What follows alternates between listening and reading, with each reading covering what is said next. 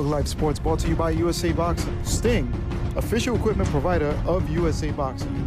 WBC Green Belt Challenge, powered by WBC Amateur League. Benestar. Hello and welcome to Pug Life Sports. Sports. I'm your host, George Zays. Alongside of me is Dave Sieve and the lovely Cara Castronova. We're here today in Connecticut.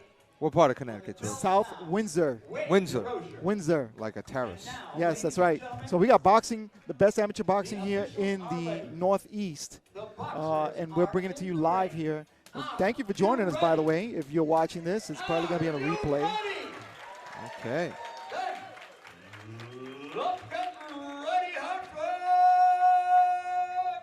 Presenting first, he is boxing out of the red ring. All right. Yeah, talk to us, Dave. I had a piece of paper here He is wearing the red trunks. where I wrote out all the refs. Way from Boston, Massachusetts. Please welcome Ryan. Okay, I'm good. All right, so the first fight is going to be bout number 1. All right, in the red quarter we have Ryan some bottle or something. He is wearing Balo. That's not it. It's Zempotayo. There you go. I spoke to him in the back. It's a hard one to pronounce. All right. Is he native? I'm not sure, but he's a pretty cool kid. Jose Rodriguez. That one's easy. That one's easy. Okay, and this is 132-pound.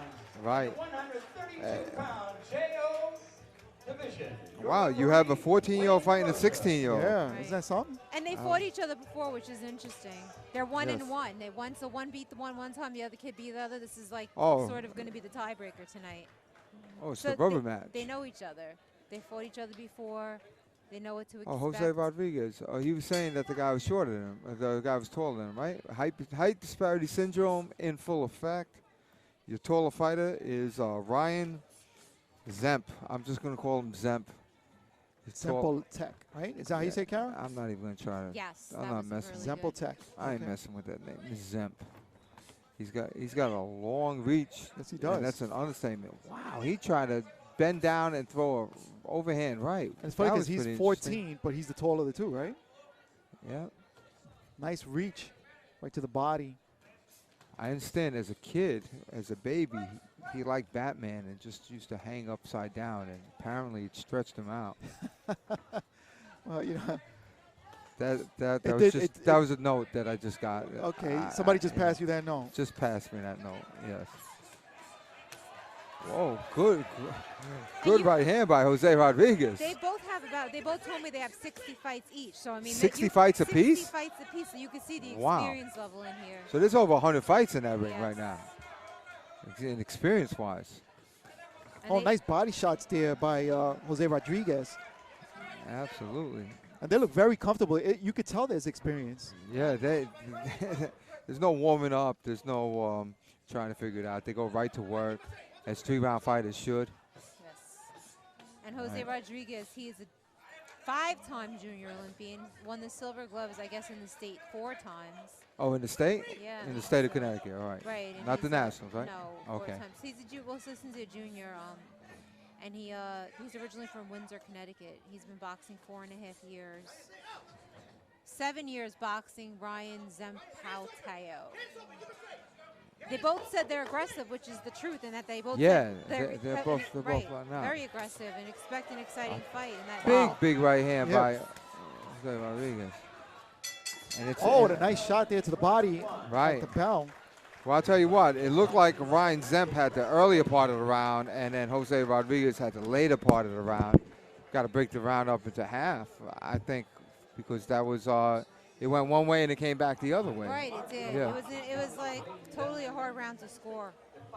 I would say that round could go either way. I would see some of the judges giving it to one guy, and maybe a different judge giving it to another. Yeah, absolutely. So I like the height disparity syndrome, and I was actually with you. This is the only interview Right, in that the you locker room that I witnessed. heard into. Yeah. And I asked Jose Rodriguez how he was going to handle the height disparity syndrome. Was he going to slip and try to come in, or was he going to stay on back and try to follow back punches? He said slip, and he true to his word. True to his word? Okay. Yes. Good to know. Seconds out. Seconds out. He said he also plays basketball, right? Basketball, Right. baseball, football. So Ryan Zempanteo, he's an athlete, and his That was Jose Rodriguez, right? Jose. that was the kid that was that was Ryan. Well, they both like basketball, I guess. Oh, it's they a both. popular Okay, I sport. guess Yeah, so. Okay. both of them. And, Very athletic, both of them they are. You Right. can tell just by looking at them. Okay, so I'll tell you what. I know for a fact, Ryan in the red, his corner told him to work on some footwork because they wanted to move around. He came right out and started moving his feet. But he's got that thing where nice he likes, right there, yeah. And if you notice, he's taller, but he throws an overhand right, which is strange. Yeah, nice A la uppercut there. Riddick Bowe, maybe? It Riddick works, Bowe had a though. great Oh, overhand, right? Yes, he did. And you can see Zemp hopping around. Really nice boxing. Both of these kids are just great boxers. Yeah, and the referee's Right. not stepping in too much. He's not really, they're not tying each other up. And as I say that, of course, is happening. And the referee's going to. Of course. Of course. Really nice, evenly matched Good fight. ring generalship, right? Right. Oh, absolutely. Definitely. For a 14-year-old and a 16-year-old to come out like this, And they're working. They're working well. absolutely. What a pleasure to watch these guys fight.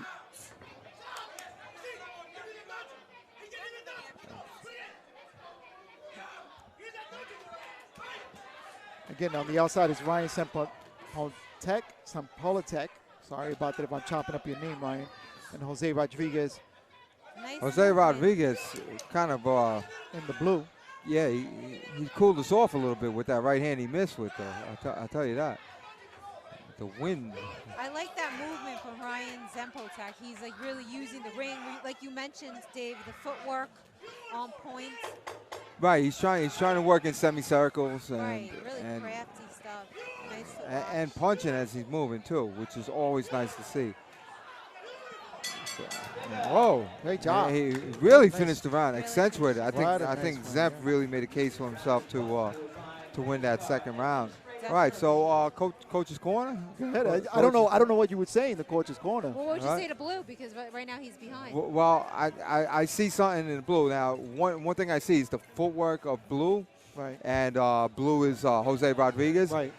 He's got what I call a dead rear foot. So his foot is Yes. yeah, Yes. it's faced out.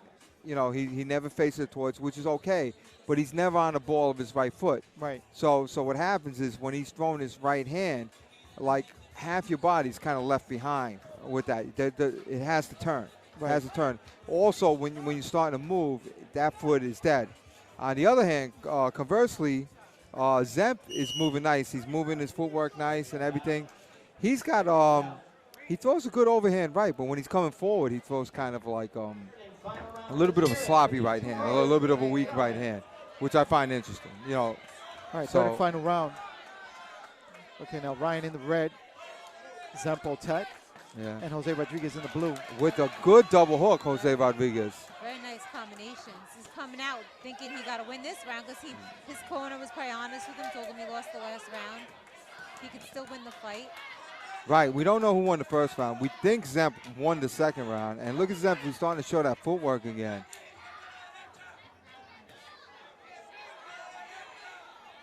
And Jose's got to pick his spots. If you're a shorter fighter, you got to pick your spots of when you're going to attack. And you still have to throw jabs. So even though you're a shorter fighter, you're on the short end of the stick, Yeah. so to speak. You still have to throw jabs. Sometimes it's the only way in. You got to get Right. in there.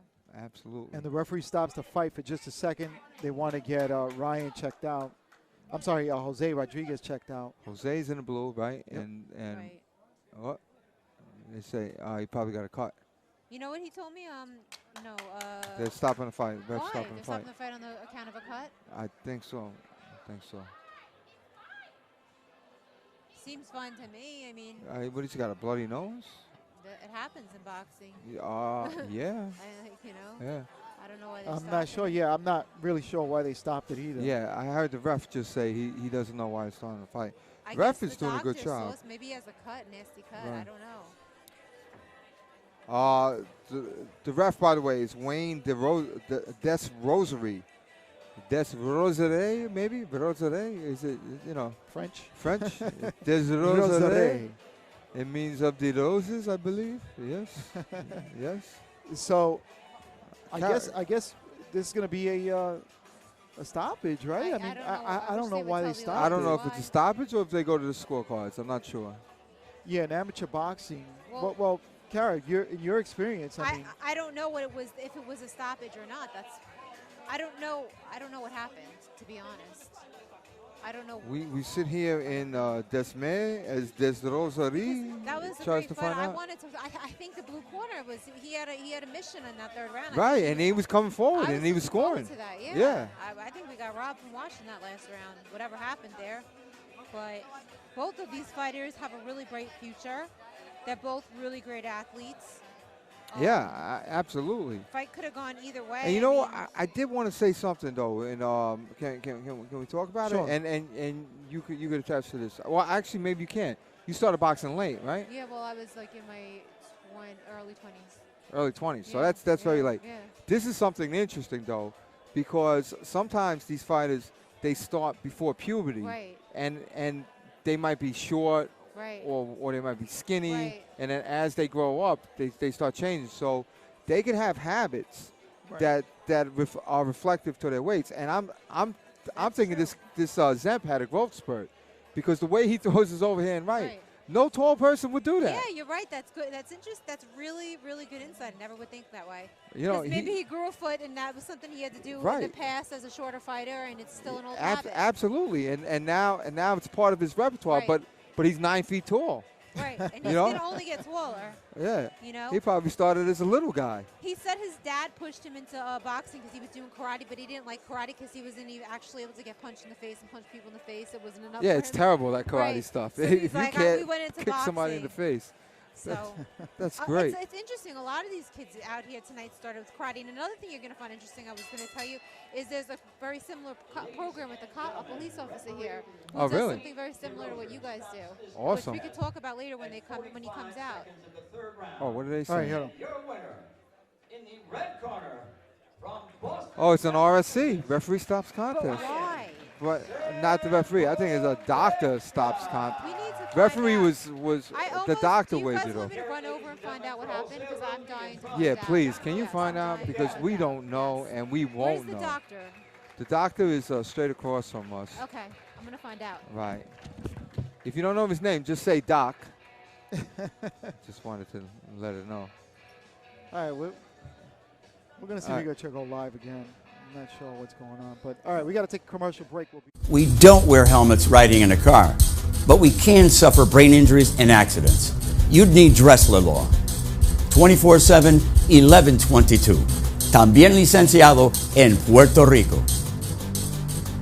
Can you imagine this happening to your home? Damages from fire or smoke, water, mold, asbestos, or other disasters. And then imagine it all back the way it was before.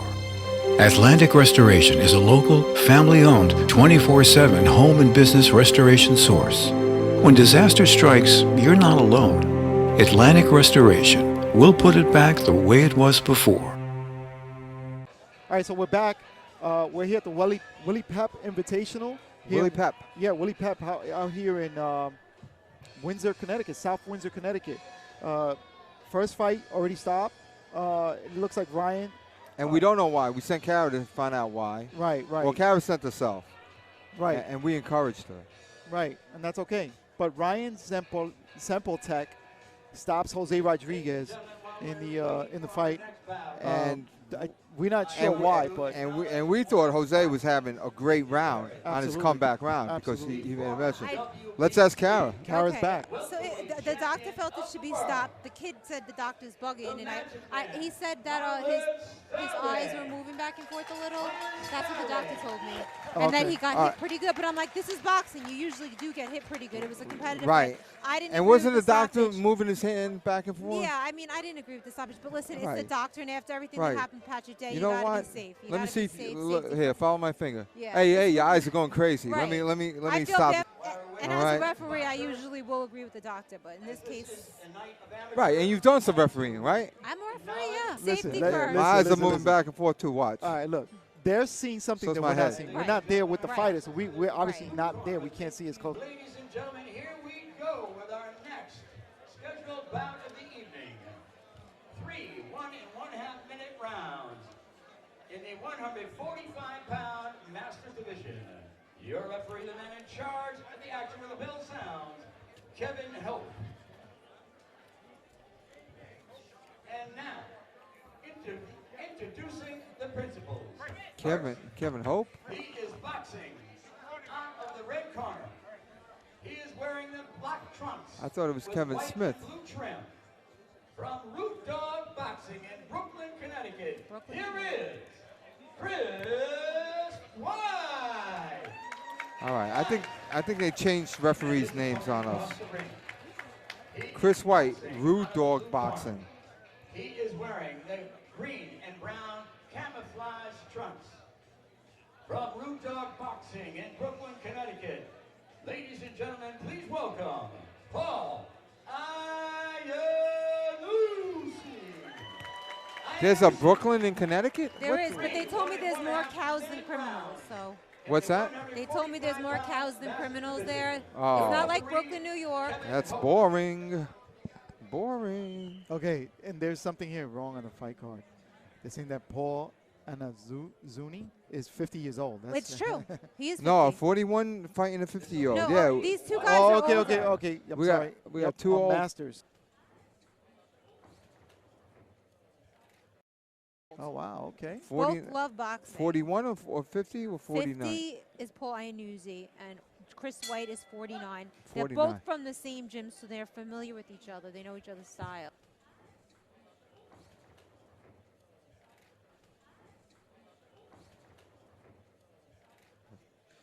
And guess what? Interesting. Chris White. Wait, no, let me. Yeah, no, Chris that- Wright is in red. No, Paul Iannucci. His wife is his trainer, Jill. Oh, wow. Oh, Yeah. really? And they're 4-0 together. Wow. Yeah. Husband-wife team. I like that. 4-0. He said she's more technically savvy than he is. And that's Paul. Paul is in the camouflage trunks. That's Paul Iannucci. Right. I Blue- like that in name. the blue corner. Iannucci. He's from Brooklyn, you know. Ooh, good body shot by Iannucci. And look at Chris White. Chris White has some good foot movement, a good fundamental foot movement. Chris White is a cabinet maker. That's what he does for his day job. Oh, no way. Oh, really? Yeah. Makes cabinets. That's Bell. All right. Nice Ah, 1 minute round. Good for the work. Masters. First round. Good all right. work. That was a nice, clean Masters round. You And know, by we've the way, seen. this bout is brought to you by WBC, the Green Belt Challenge. That's powered by the WBC Amateur League. WBC. Nice. Yeah. I'm sorry, Carrie, you were saying? No, I was saying that was a nice, clean Masters bout. We've seen Masters bouts, as you guys have known, where the guys are, wow, these guys are pretty clean boxers. They both take it very seriously. Look, I was in the back with them, and they're very serious about this. Yeah, You know what I mean? they They should take their be. training seriously.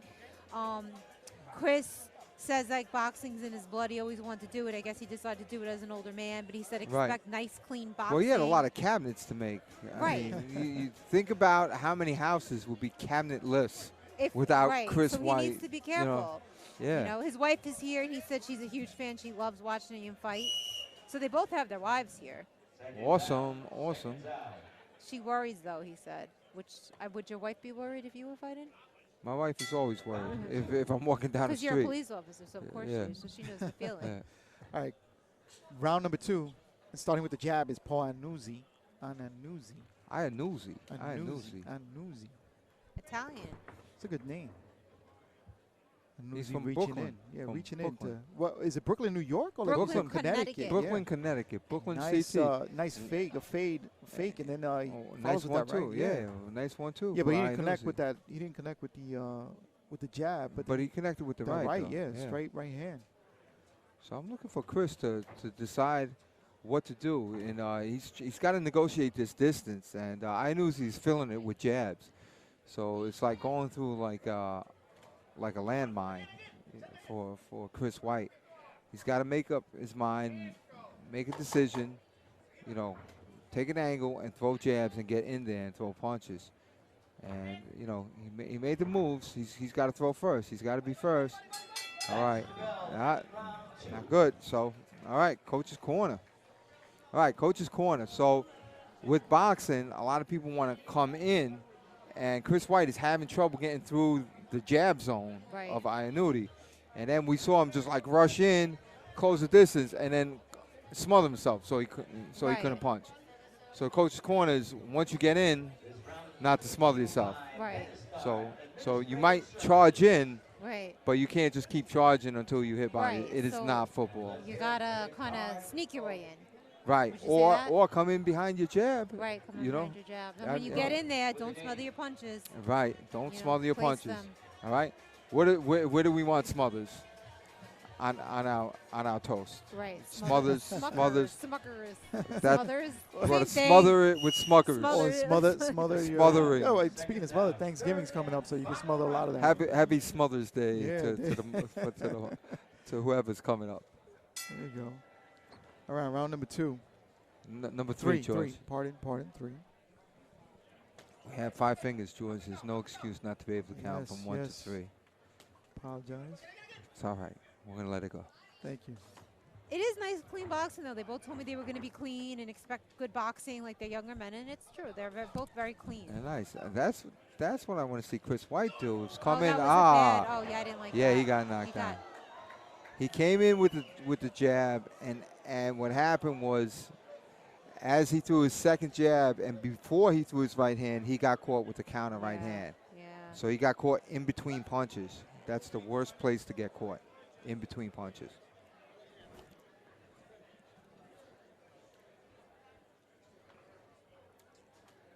But he got right back up, and he's jumping in. And he's trying. He squares up a little, Chris White, but he's good. Wow. All right. Wow. Very brave. All right. Getting knocked down like that, getting back up and coming Yeah, back at him. and he fought. give up. He did not roll over. Did not. He did not roll over. He's the man. I'm very impressed by both of these guys. Yeah. Both good boxers, both talented athletes, both pretty fearless in there. Both of their wives must be like peeing their pants in the audience, you know? No, one of the wives is right up there. Well, right, she's right up there. Where is Right. she? There she is. Look at that pretty Right. wife. Jill. These guys. Now they're 5-0, I think, right? 5-0 is they were 4-0 before. Well, yeah. I think Are we jumping to a conclusion because he Well, won every round? As and- the judge, I'm calling it for Iannuti. all right, call it. wow. Call it. Wow. I'm gonna have to agree with you. Yeah. All right. It was There are times. a There are good times fight, I don't though. agree with Kara, Thank you. and when she's Thank you. wrong, she's got I'm like sure you'll tell a list of excuses of why she's not wrong. The woman is always right. The judge is always right. The ref is always right. When do I get to be right? When I'm not sitting on the left. That's it. That's the only That's time. the only time. That's it. That's it. Can you imagine this happening to your home? Damages from fire or smoke, water, mold, asbestos, or other disasters. And then imagine it all back the way it was before. Atlantic Restoration is a local, family-owned, 24/7 home and business restoration source. When disaster strikes, you're not alone. Atlantic Restoration will put it back the way it was before. That's it. All right, so that's the second bout of the evening. Let's see who wins this one. But congratulations to these two men for just, I mean, Yes, And let's call it what they are. They're men. They went up there and Oh, they did absolutely. their thing. they did. You know? And let's face it, if they were women, they would have thrown like 30 punches more each. They would have. Because women are mean. all right, let's go up to the Your ring. winner, in the blue corner, Paul Iannuti. Iannuti. Let's hear it, ladies and gentlemen, for Chris White from Newtown, See, we call him Iannuti, but it's Iannuti. Connecticut. That's that Italian trick. Yeah, I knew Z. Good Yeah, job, the man. Italians will take a Z and And say, shout out, he wanted me to, for his 14-year-old daughter who's here and his 6-year-old stepdaughter, I think, or stepson. who thinks he's like Superman because he boxes, so he doesn't want to disappoint him. Oh, that's cool. Oh, that's yeah, cool. it's Cool. cute. That's cool. All right, so we got 10 bouts this evening. Those are the first 2, so we got still eight to go. All right. And I'm really So excited. This is a great place. Let me tell you a little bit about it. Italians from Brooklyn. Oh boy, here we go. Brooklyn, Connecticut? Brooklyn, Yeah. Connecticut. So they take your INUZ, right, and they put a Z in there, and they say, no, that's a C. And then you know what you're gonna do? You're gonna pay for that C. Okay. That's how it works. That's how it works over here in Connecticut. And you know Brooklyn. about Brooklyn, Connecticut, Dave? I Really? know about Really? Brooklyn. I know about Brooklyn. All right? You all can right. put a CT behind it, in front of it, whatever you want. Brooklyn is Brooklyn. Nah, man. You're paying for that C. And all by the right? way, these Don't fights care are brought what to I you spell. by the Atlantic Restoration and Remodeling Group. Atlantic. Yeah, by the way, I wonder if Chris White is one of their cabinet makers when they restore your. by the way, when they restore their you. number is 1844 Dry Out with 2 T's. By the way, I had a fire in my house, and we had a company come over. And man, I wish they would have been here because these guys, what they do here with the Atlantic Restoration is they actually restore the whole house back to even better condition than it was when it went on fire. So, not that you wanna burn your house just to get it to Is restore. my man Chris Yeah, White that's doing the dangerous. cabinets? Because they're doing the cabinets. I don't I'm know, giving them to my maybe. business. Maybe there you go. But Because that that's Chris White is a tough dude. Again, brought to you by Atlantic Restorations here, one of the sponsors here this evening. Can you imagine this happening to your home? Damages from fire or smoke, water, mold, asbestos, or other disasters. And then imagine it all back the way it was before.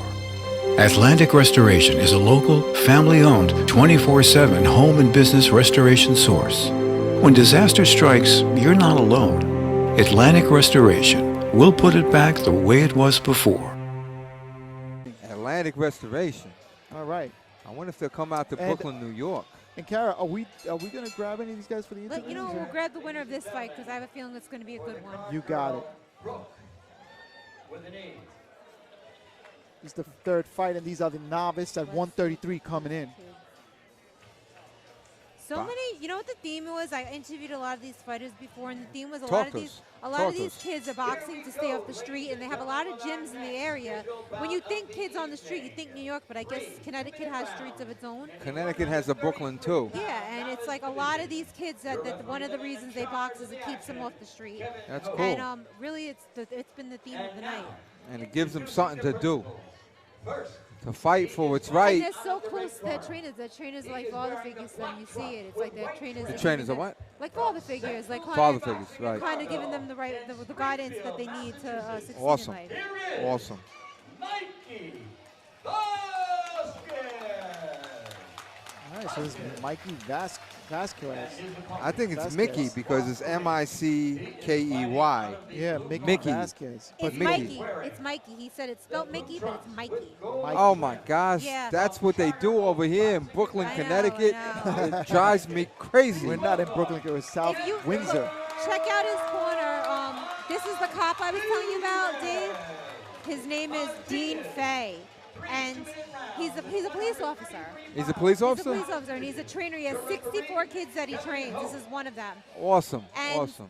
they eat dinner every night together. His wife cooks for 64 kids, and then they 64 make them kids? do their homework, and then they make them train in boxing. God Who's bless this guy him. here? Yeah. God Wow. bless him. We should Oh, okay. interview him. He's a great Yes. guy. Wow, nice one too.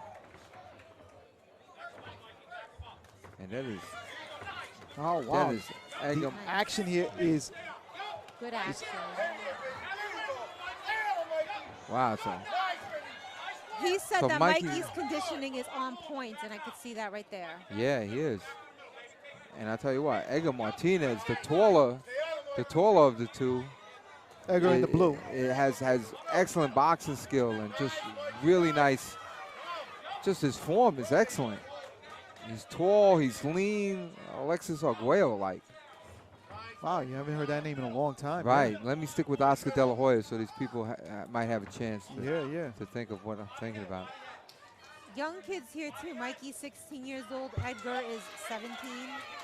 So Yeah, Edgar Martinez has a nice style stepping Yeah. in with the. He's a classic stand-up boxer puncher, and he moves his feet well. He's bouncing well. He looks like a really good amateur. And Mikey Vasquez he's got to come forward, but he's got to not smother himself. Right, he has those nice long arms. Nice right there by Mikey. Right.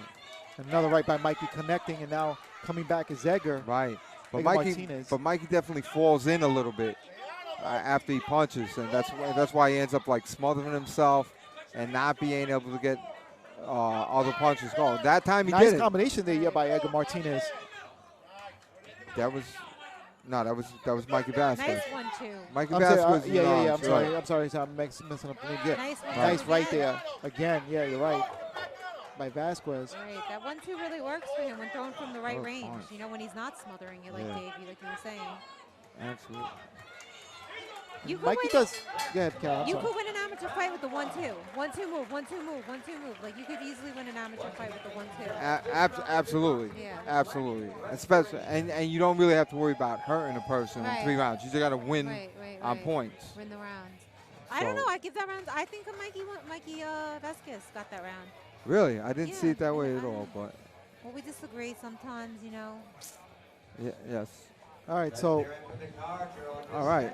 also this fight is brought to you by Benistar. They're one of the sponsors here this evening. What kind of star? Benistar. Benny Star. That's right. They're one Who's of the Benny? sponsors. Benny The is star. Benny. He's the star. All right. What do they do? Do you know what they do? Yeah, they do a lot of things, man. Yeah, that Benny. I heard he's a star. Benistar. I'm into it, man. I'm into it. Good. Benny, star. Benny Star. All Get that right. information for you guys in a second, but now we're seconds out from round number 2. What a great fight. It is a good fight. Both these guys will have a lot of All right, energy. so Mickey Vasquez is the short of you two with the height disparity syndrome.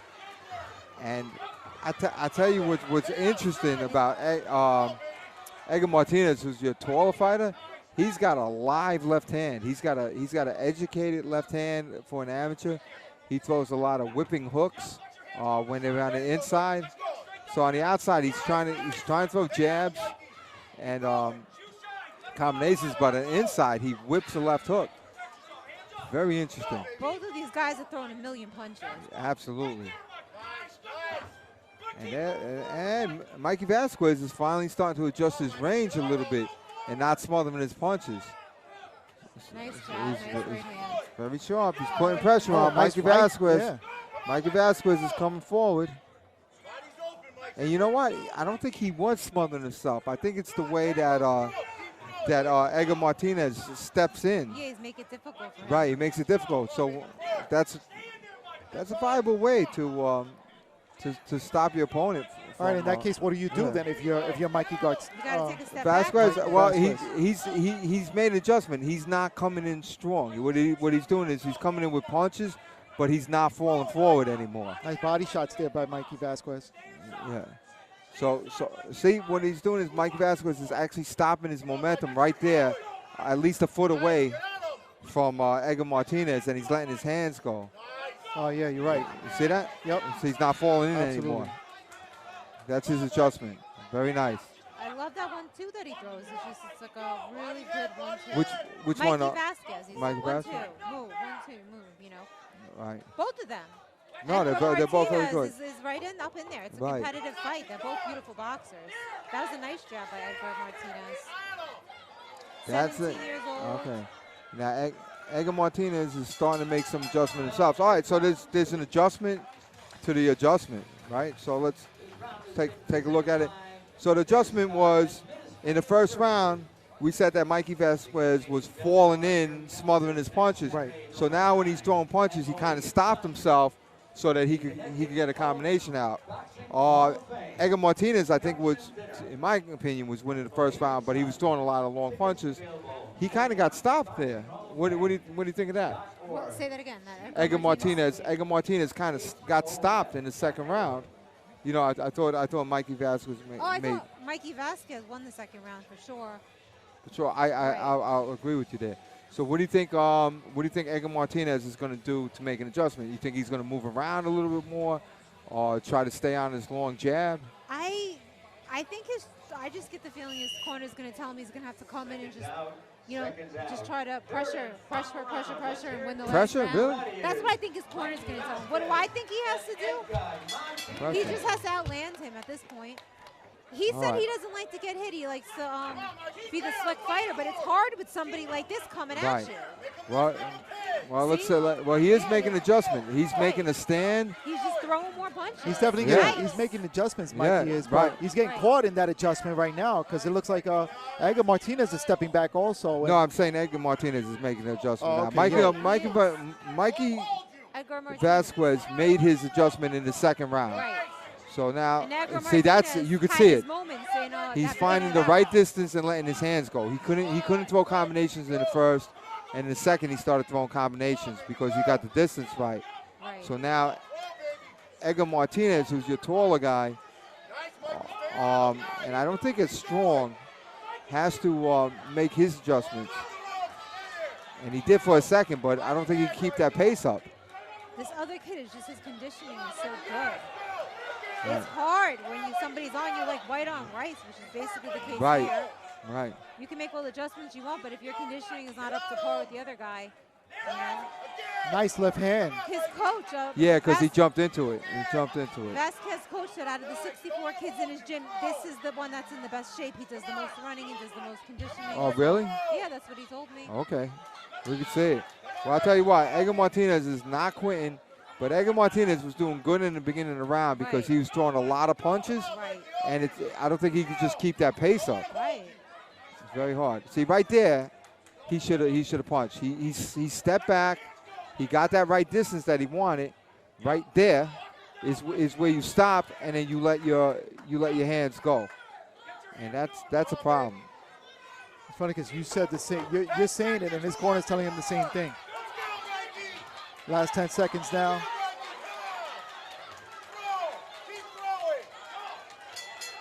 Okay, all right. Really fantastic job.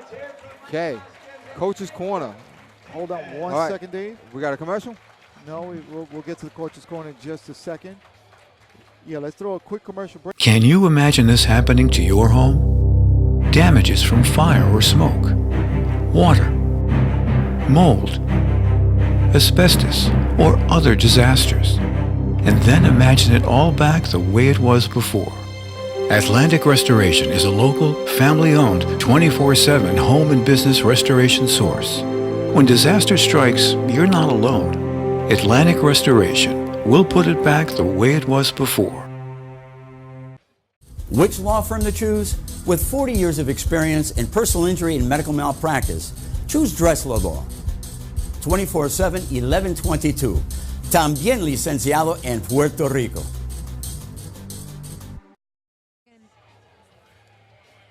All right, that was by the Dreiser Group, that commercial there. All right, so Dreiser Law, they're also one of the sponsors here this evening. All right. So it's at this Willie Pep Invitational. Awesome. So, all right, so Kara, you want to go grab one of these guys? Yeah, but first let me give one last shout out to this Dean Fay, this cop that I have a lot of respect for. He's from Central City Boxing and Barbell. And he said, and I think you guys will love this, he teaches these kids the values they need to be productive members of society. Awesome. And he's just such an awesome guy. He dedicates his life to training these kids. I love it. And 64 guys he has in there, and they're all like a family. They eat together every night. His wife cooks for them, cleans for them. So that's awesome. He's got a purpose in life. Ladies and gentlemen, after 3 rounds of action, I have the judges scoring, and here it is. Your winner, in the red corner, from Central City Boxing, Mikey Vasquez. All right. Right. Competitive fight. Awesome. Great fight, great fight. Yes, Edgar Martinez definitely had his really good moments in there, I thought. So he has nothing to be ashamed of. That was a great fight. All right, so I'm I got to go back to the winner. Grab Benistar, by the way, is a national leader in group retiree medical benefits. Medical benefits. Yeah, they're medical benefits. Yeah, and that's you right. need medical benefits. Absolutely. So how are you going to function without medical benefits? Absolutely. When you need a doctor?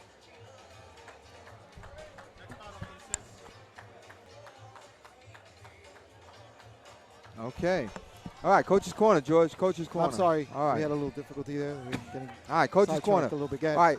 right, for these slick guys that like to move around, they move around, they move on their feet, they're all over the place, Right. In this case, it was Edgar Martinez. Coach's Corner, you have to know when you're going to stop. Sure. Because you can't run the whole fight. So you have to stop somewhere, set your feet, and let your hands go. Right. So right. that's something to do. All right. So Okay, just they're turning think on of the that.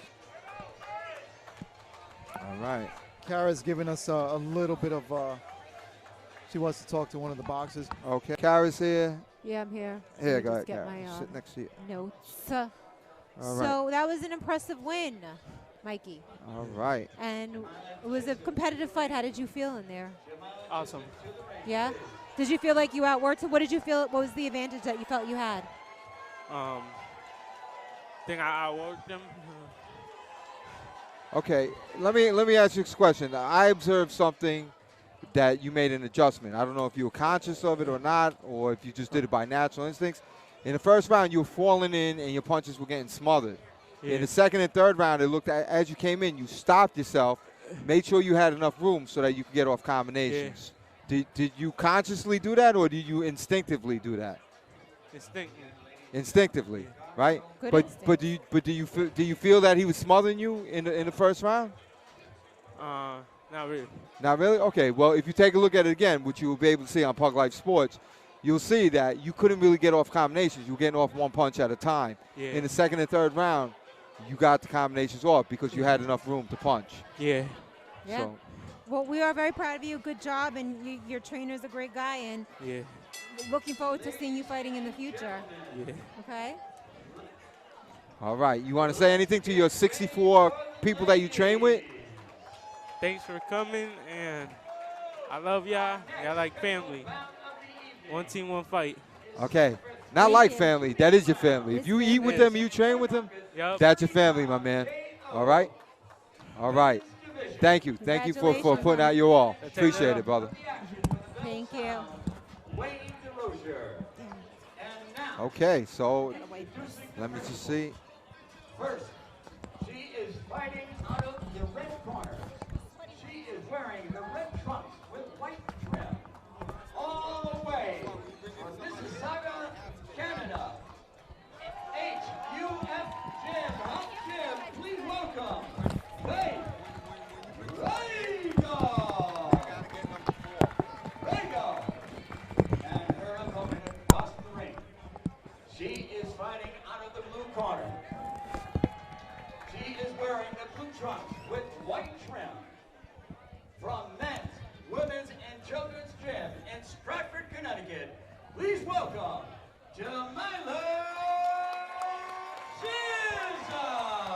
All right, all right. This is a fight I'm excited about because it's the women's fight, of course. 3 rounds in the 130-pound JO division, women's division.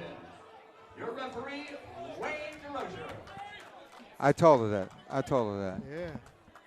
You know, Hard way, fun things out. all right. This is a good fight. I can't wait to see it. I'm tattletaling on Kara. She gave up George's headset, and it's all sweaty now. I'm tattletaling. Yeah, you live and learn. I wiped it. Ugh. All right. These girls are fast. Look at this. So, All right. you know, the girl there's one girl here, she's from Canada. She drove 10 hours for this fight. Faith Rego.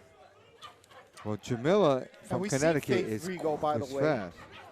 We see Faith Rego when we went up to Canada. All right. Oh, wow, really? You saw her Yeah, fight, so you absolutely. know what she's about. Absolutely. Her very whole strong. family is here. Her mom, her dad, her 5 siblings, her cousins, her aunts, her uncles. They all drove down to see this fight. If you could take a look at Faith Rego's legs, they are like tree trunks. Some sort of Canadian Those oak. body shots are no joke. No joke. She's Canadian national champ in her weight class, in her age division. Well, she's switching from righty to lefty like she's turning the page of a comic book. Very, very good. 15 years old. Both of them, 15 years old. These girls are so tough. Wow, that's a Oh, good nice left hand left. by That's a Rego. right hand. Yeah. Absolutely. Or a left hand. That's coming from a southpaw Right. stance. But Chisholm doesn't seem phased. She's still throwing a lot of punches. Very fast, Chisholm is. Chisholm is in the blue. Faith Rigo is in the red. I'll tell you, Chisholm moves very well, by the way, Dave. Both of them. Both of them, yeah. She's moving out of the way to the punches. She's Right. moving. And this is what I was talking about before when from the coach's corner. When you move, when you're a mover, you have to stop and plant your feet. See, right there, she moves so much that she's tiring herself out a little bit. And Jamila Chisholm, she's had 20 fights. She's been fighting since she's 10 years old. Oh, my gosh. Wow. Wow. They are throwing some serious leather. My goodness. I wouldn't want to be in there with them right now. Wow. These girls are no joke. Body punches, head punches. These girls are letting it go. Yeah, absolutely. My goodness. Great job. Jamila Chisholm said she's a technical brawler. A technical brawler. I like that, yeah. And she said she admires Amanda Serrano, who, as we know, is one of the best female fighters in New York right now. She said she likes her style. From Brooklyn. Right. From Brooklyn. Okay, commercial. No, just a quick graphic. This is also IBF. They're one of the sponsors here as well. IBF. IBF. The International Boxing Federation? They're also sponsoring this Cool. event tonight. Cool beans. Thank you, IBF. Yeah, that's right. Okay, we don't wear helmets riding in a car, but we can suffer brain injuries and accidents. You'd need Dressler Law. 24/7, 11/22. También licenciado en Puerto Rico. Faith Rigo, it was so interesting to talk to. She's only been competing since 2018. 16 Last fights. year? Yeah, but she's been training for 4 years, but only started competing. You know, She's she's a pleasure to watch. She is a tough girl, and you're right. Her legs. They're tree trunks, right? Trunks. She packs a punch. Well, these girls are both something to watch. So what I'm looking for Chisholm with all that movement is, can she hit as she moves? You know, or does she have to just plant her feet all the time? See, she's moving, she plants her feet. Moving, plants her feet. I like that. And then again, you saw those head movements, but no punches off those head movements. So she's gonna have to learn how to move and punch at the same time. There you go. There we go. That was good. Nice body shot there. And Chisholm is starting to move and punch at the same time. Meanwhile, Faith Rigo is starting to put on that pressure, and you know Faith is going to come forward and punch. And I generally don't I don't really enjoy fighters that switch back and forth, but she does it pretty flawlessly. She does it with it works for her. Yeah, it does, and she really knows what she's doing. It's integrated into her boxing skill. It's definitely part of her skill set. Just like throwing a jab, she switches her feet. It's nothing to her.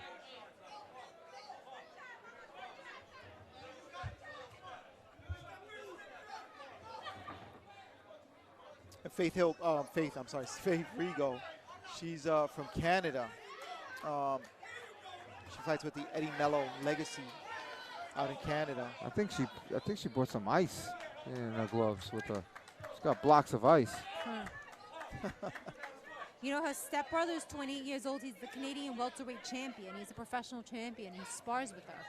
Wow. So he's her sparring partner. Her stepbrother, 28 years old, professional Canadian boxing welterweight champion. Interesting. It's just interesting seeing her switching her feet like this, too. I think Jamila made a nice adjustment. Jamila Chisholm made a nice adjustment and had a better second round, because she got hit with some real hard shots in round number 1. Significantly hard shots, and it's all from those legs. It's like deceiving. This girl hits very hard. Okay. Who would you give that round to? Oh, I'm not sure. I'm not sure. I am not a judge or a ref. Who do you give that round to? You judge or ref? You give it to Red Corner? A judge, but all judges see things differently. It's a competitive fight. Both girls are very impressive. I think they're both going to be champions in the future. No doubt about it in my mind. Are you trying to give yourself like a little wiggle room there? No, Jamila Chisholm and okay. Faith Rigo. You said you're going to call them around. I'm call calling around. it for red. I'm Okay. calling the first round all for right. red too. I'm calling both Trying to rounds give for yourself red. a little wiggle room there. But You know, like she's what's the happening? Canadian national champion. She is no joke. Yes, she You know is what no I mean? joke. She's no joke. Jamila. All right, what does that have to do with calling around? I'm calling it for her, but the other girl, she's second place in the Eastern qualifiers for Olympic trials. Both of these girls are the top of the top. Yes, in their, they are. in their weight division, in their age division, which is 15 We are years talking old. about North American She Devils at 15 years old. Tasmanian She Devils, or North American. Forget Tasmania. North America has real devils. Right.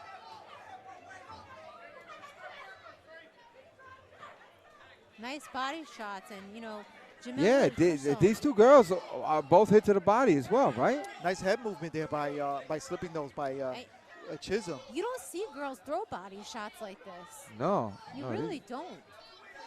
These girls are like mean. A lot of the older girls, women, I think they have a little, you know, they don't throw body shots Nice like right these hand young there girls. by Rigo. Right, and now Faith Vigo is starting to throw underneath too, to the body, as you're saying, Karen. Good hard body shots too. Oh, with a nice straight left there by Rigo. Chisholm came back with a little 1-2 on her own, but she looks like she might have got hurt a little bit. She did a little bit of a tackle move. Getting warning there by holding the back of the head by the ref.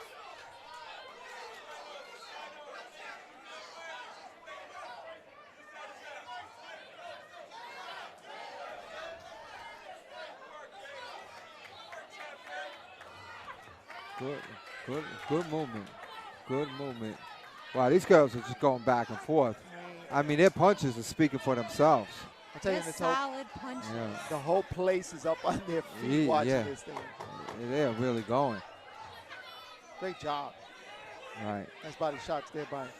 Yeah, Chisholm is holding a little bit too much, though, but it's probably saving us. So, yeah. All right. I think that was a pretty easy fight to call. Oh, so you agree with me? No, I have my own opinion. I have my own opinion. You know, I just. What's your score? My score is I have it 3-0 for red. I agree.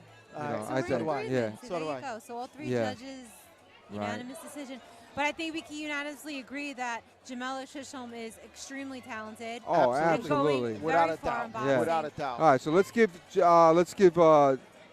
Jamila Chisholm something from the coach's corner. Like I like to give something to the fighters. Jamila, you're doing all this movement, you're doing all this head movement, all this foot movement, but the fact of the matter is you only punch, as in this fight, and it might not be in other fights, but in this fight, you only punch when you got into a certain spot and you held your ground and you threw the punches. Or you stepped into a spot, you got into that certain place and you threw punches. A person like you, if you're going to do all this movement, by all means, punch off of that movement. Punch off the movement.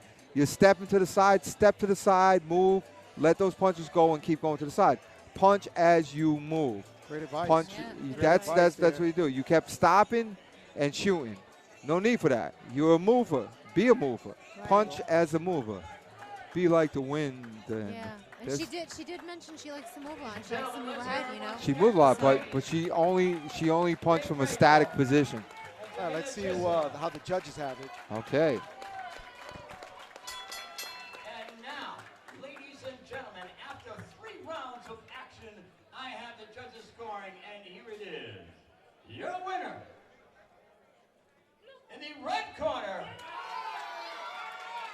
from Mississauga, Canada, Faith Rigo. Nice belt she gets to bring Right. home. That legs is strong. 15 years old. Imagine this is your daughter, 15 years old. She's got yeah. Amazing. Amazing. All right, Both so of these girls. this so many props. these bouts are also brought to you by Sting. You know, Sting does the gloves The and the singer, headgear. the singer And from. the headgear. No, not the singer. He's a These gentleman in New York. He's an Englishman. These are No? the headgear and The gloves, the boxing equipment. That's right, the boxing equipment here. Our next bout. That's interesting. So that's brought to you by Sting. Do you I guys wonder if want they're to trying to- interview me to go grab that girl? Yeah, why Put her not? on this other headset? Let me see if I can grab her. Yeah, grab her. Okay, here we Hey. go. It's Rigo.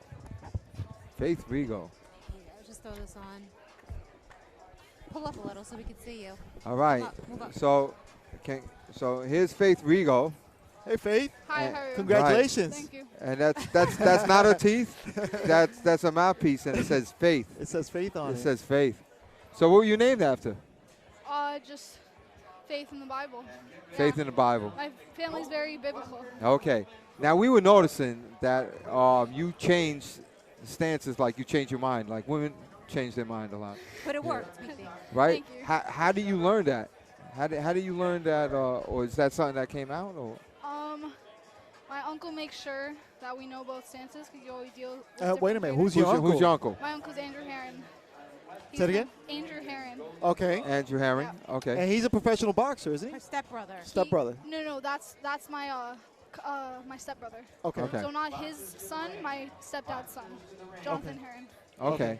Yeah. Her So- sparring partner, the professional Canadian champion, right? Yes, at times. At times. I haven't been sparring with him too much because he just had a fight a little while ago in Edmonton. Okay. So it Right. hasn't been And he sparring needs a so break. much. He needs a break. Yeah, of so course. you got to take it easy on him. Yeah, of course. Always. Do you do a lot of leg I mean, your legs are so muscular and you throw with so much power. Like, how do you do that? I definitely think that's my mom's genetics. Uh-huh. She has big legs. But yeah, well, from a young age, I was doing weights because my family owns a gym, Huff Gym. Oh, okay. So yeah, I was kind of brought up always exercising in the gym, playing sports. Right. So even in school, I was on every team at school, stuff like that. So I'm very, very athletic in that way. So we just enjoyed you switching so much because it's something that it's a little different. You ever get caught in switches? Caught in switches? Yeah, like caught punching. You get caught by a punch in a switch, or I definitely haven't noticed like I ever fell back right. from switching, but I've probably gotten caught, but I just don't notice it because I'm Okay. very, like my uncle like even do shadow boxing on the tires, Right. stuff Right. like that, just so I Okay. can make sure I'm balanced always. So we saw you switching going forward. Do you just switch a lot, also going backwards? Oh yeah, at times, but I was supposed to kind of not let her breathe this fight. That's why you can see me going forward a lot. Right. Okay. Because my last fight wasn't like that. I was caught going backwards a lot. I fought in Vegas actually 2 Okay. weeks ago. All right. Yeah. So I actually lost that fight because I was caught going backwards on the Right. ropes. Okay. Yeah. Well, good All right. comeback. Thank you. Well, listen, Amazing. congratulations on your win tonight. You're very So you're impressive. very enjoyable to watch. And very to listen to, too. You're very Fighter of the night articulate. so far. Can Right. you show us the belt before you leave? Show This us is what you. cool. It's my first belt actually, so I'm very excited to bring this back home. Right. That's to show beautiful. And everyone. look at this. This is That's- a little Yeah, that was baby pretty cool. WBC bracelet. That was This is so cool. You should be so that proud was of it. actually Yeah, I am. Very. these belts. They evolve and they shed their skin. So that's what it looked like when it was little, but now it grew up to be that. The other one. Yeah. All right, so listen, Faith, we thank you for joining us here at Thank Pug you Life very Sports, much. and we're looking forward to seeing you again, and I'm sure Yeah. we're going to see you back in Canada Thank you. doing your thing. So thank you Thank once you. again, and congratulations. Thank you very much. Okay. All right. Which law firm to choose? With 40 years of experience in personal injury and medical malpractice, choose Dressler Law. 24/7, 1122. También licenciado en Puerto Rico. All right, so we're going to take it up to the ring for the next fight. This is the 5th bout of the evening. We're halfway through the bouts this evening.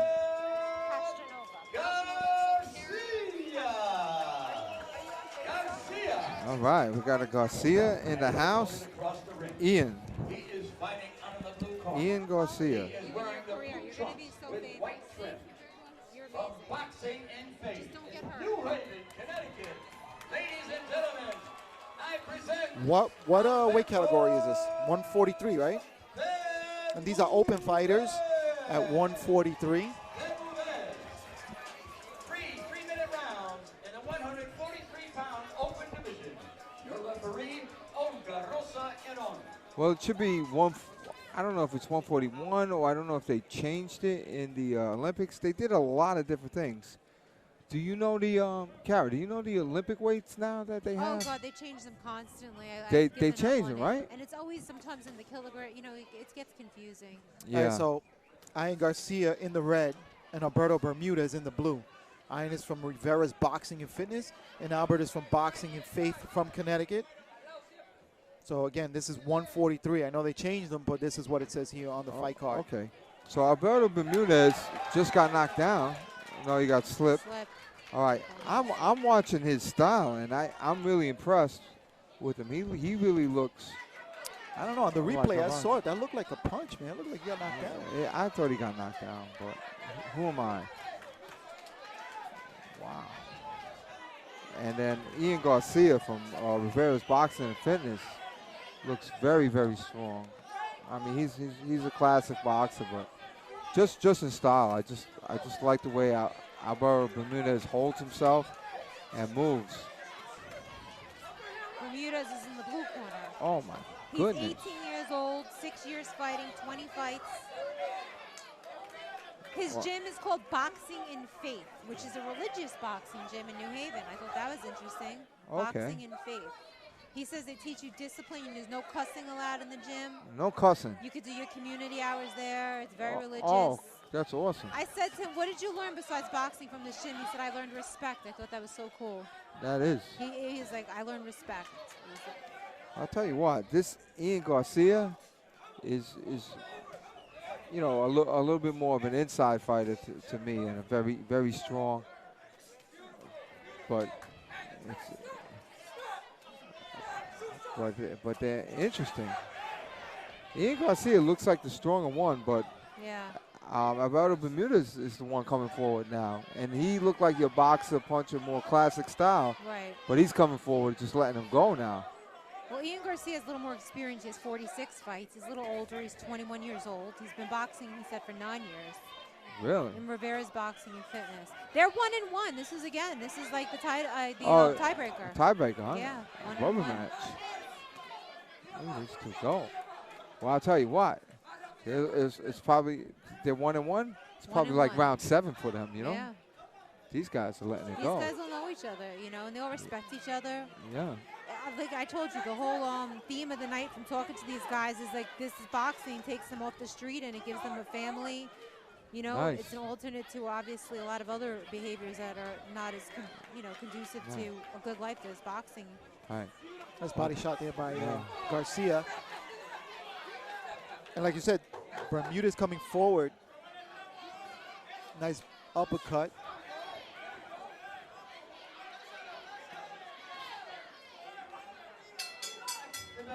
Really good round, right? It's a Good round. It's a back and forth round, and it's weird because Ian Garcia seems to be a stronger one, but he's not necessarily going forward all the time. Right. He seems to have the stronger punches, and then Alberto Bermudez is he looks like he has a boxer puncher style, but he's not really settling to be on the outside. Right. Commercial? Can you imagine this happening to your home? Damages from fire or smoke, water, mold, asbestos, or other disasters. And then imagine it all back the way it was before. Atlantic Restoration is a local, family-owned, 24/7 home and business restoration source. When disaster strikes, you're not alone. Atlantic Restoration will put it back the way it was before. Okay, we don't wear helmets riding in a car, but we can suffer brain injuries and accidents. You'd need Dressler Law. 24/7, 1122. También licenciado en Puerto Rico. Okay. A little background on Alberto Bermudez. He's studying electrical engineering in college. It's his first year. He wanted to have a He's a backup to collegiate. boxing. Good, Yeah, good. electrical engineer. Awesome. All right, here comes Alberto Bermudez again, coming forward, which is so strange. But actually, let me change that. He's really digging in nicely on his front foot. So Bermudez is on his front foot and trying to dig in and throw some real punches. Garcia's backing up a little bit. Doesn't seem like he's built to back up and jab, but he's doing a good job of it anyway. With those body hooks being thrown by Bermudez, he might be a little bit forced to back up, you know? 'Cause those are But he's not doing bad backing up. He just threw a check hook there and stepped off to the side. Threw a body punch and then slipped, threw a jab. And this is just so strange to me, but it's fun to watch. Yeah, the fights tonight are super competitive. They're not like, you know, all these guys have significant fights in their pocket, and a lot of them are they come here to win tonight. Each and every one of these guys are here to win. There they go. They're exchanging. They are exchanging. And Garcia, who's like the stronger, shorter-looking guy, is backing up and throwing jabs and meeting Bermudez with combinations as Bermudez comes in. And Bermudez, the taller, more lanky guy, is coming in throwing bombs on his front foot. So when I talk about being on the front foot, people, I'm talking about like literally getting your weight on your front foot, using it as a pivot to throw hard punches, and that's what Bermudez is trying to do. And meanwhile, Ian Garcia, who's kind of like leaning forward, is stepping back on his back foot. Well, not right now, but he was stepping back on his back foot and throwing jabs. And Bermudez looks very comfortable in there. Although Garcia's was there, all right, he tried his move. That's a little step right throw right that Ian Garcia tried and missed. And there's his jabs again, Ian Garcia. You know, he looks like he's built to go to the body and fight inside.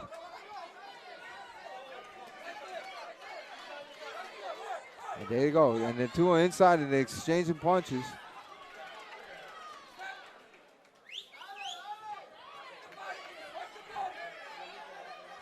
And that's Alberto Bermudez, the taller fighter, giving up his height, going on the inside, and just throwing punches as hard as he can off his front foot. Nice, I think nice. Yeah. 1, 2, 3 comes back on stage. Better, Wow. much better round for Ian, right? Ian Garcia. Do you think that was a better round for him? I do. What do you think? I thought Bermudez won it by just coming forward and just dictating the fight and throwing harder punches. He was dictating the fight, but I think Garcia was, he was landing when they, like you said, that he was coming in and he was fighting a little more on the inside, giving Garcia obviously more chance to hit him. Yeah, but so I just thought as the taller fighter, he still beat him. All right, so come in. Yeah. Hall of Fame induction dinner. Tickets available. CT Boxing. Check 1, 2.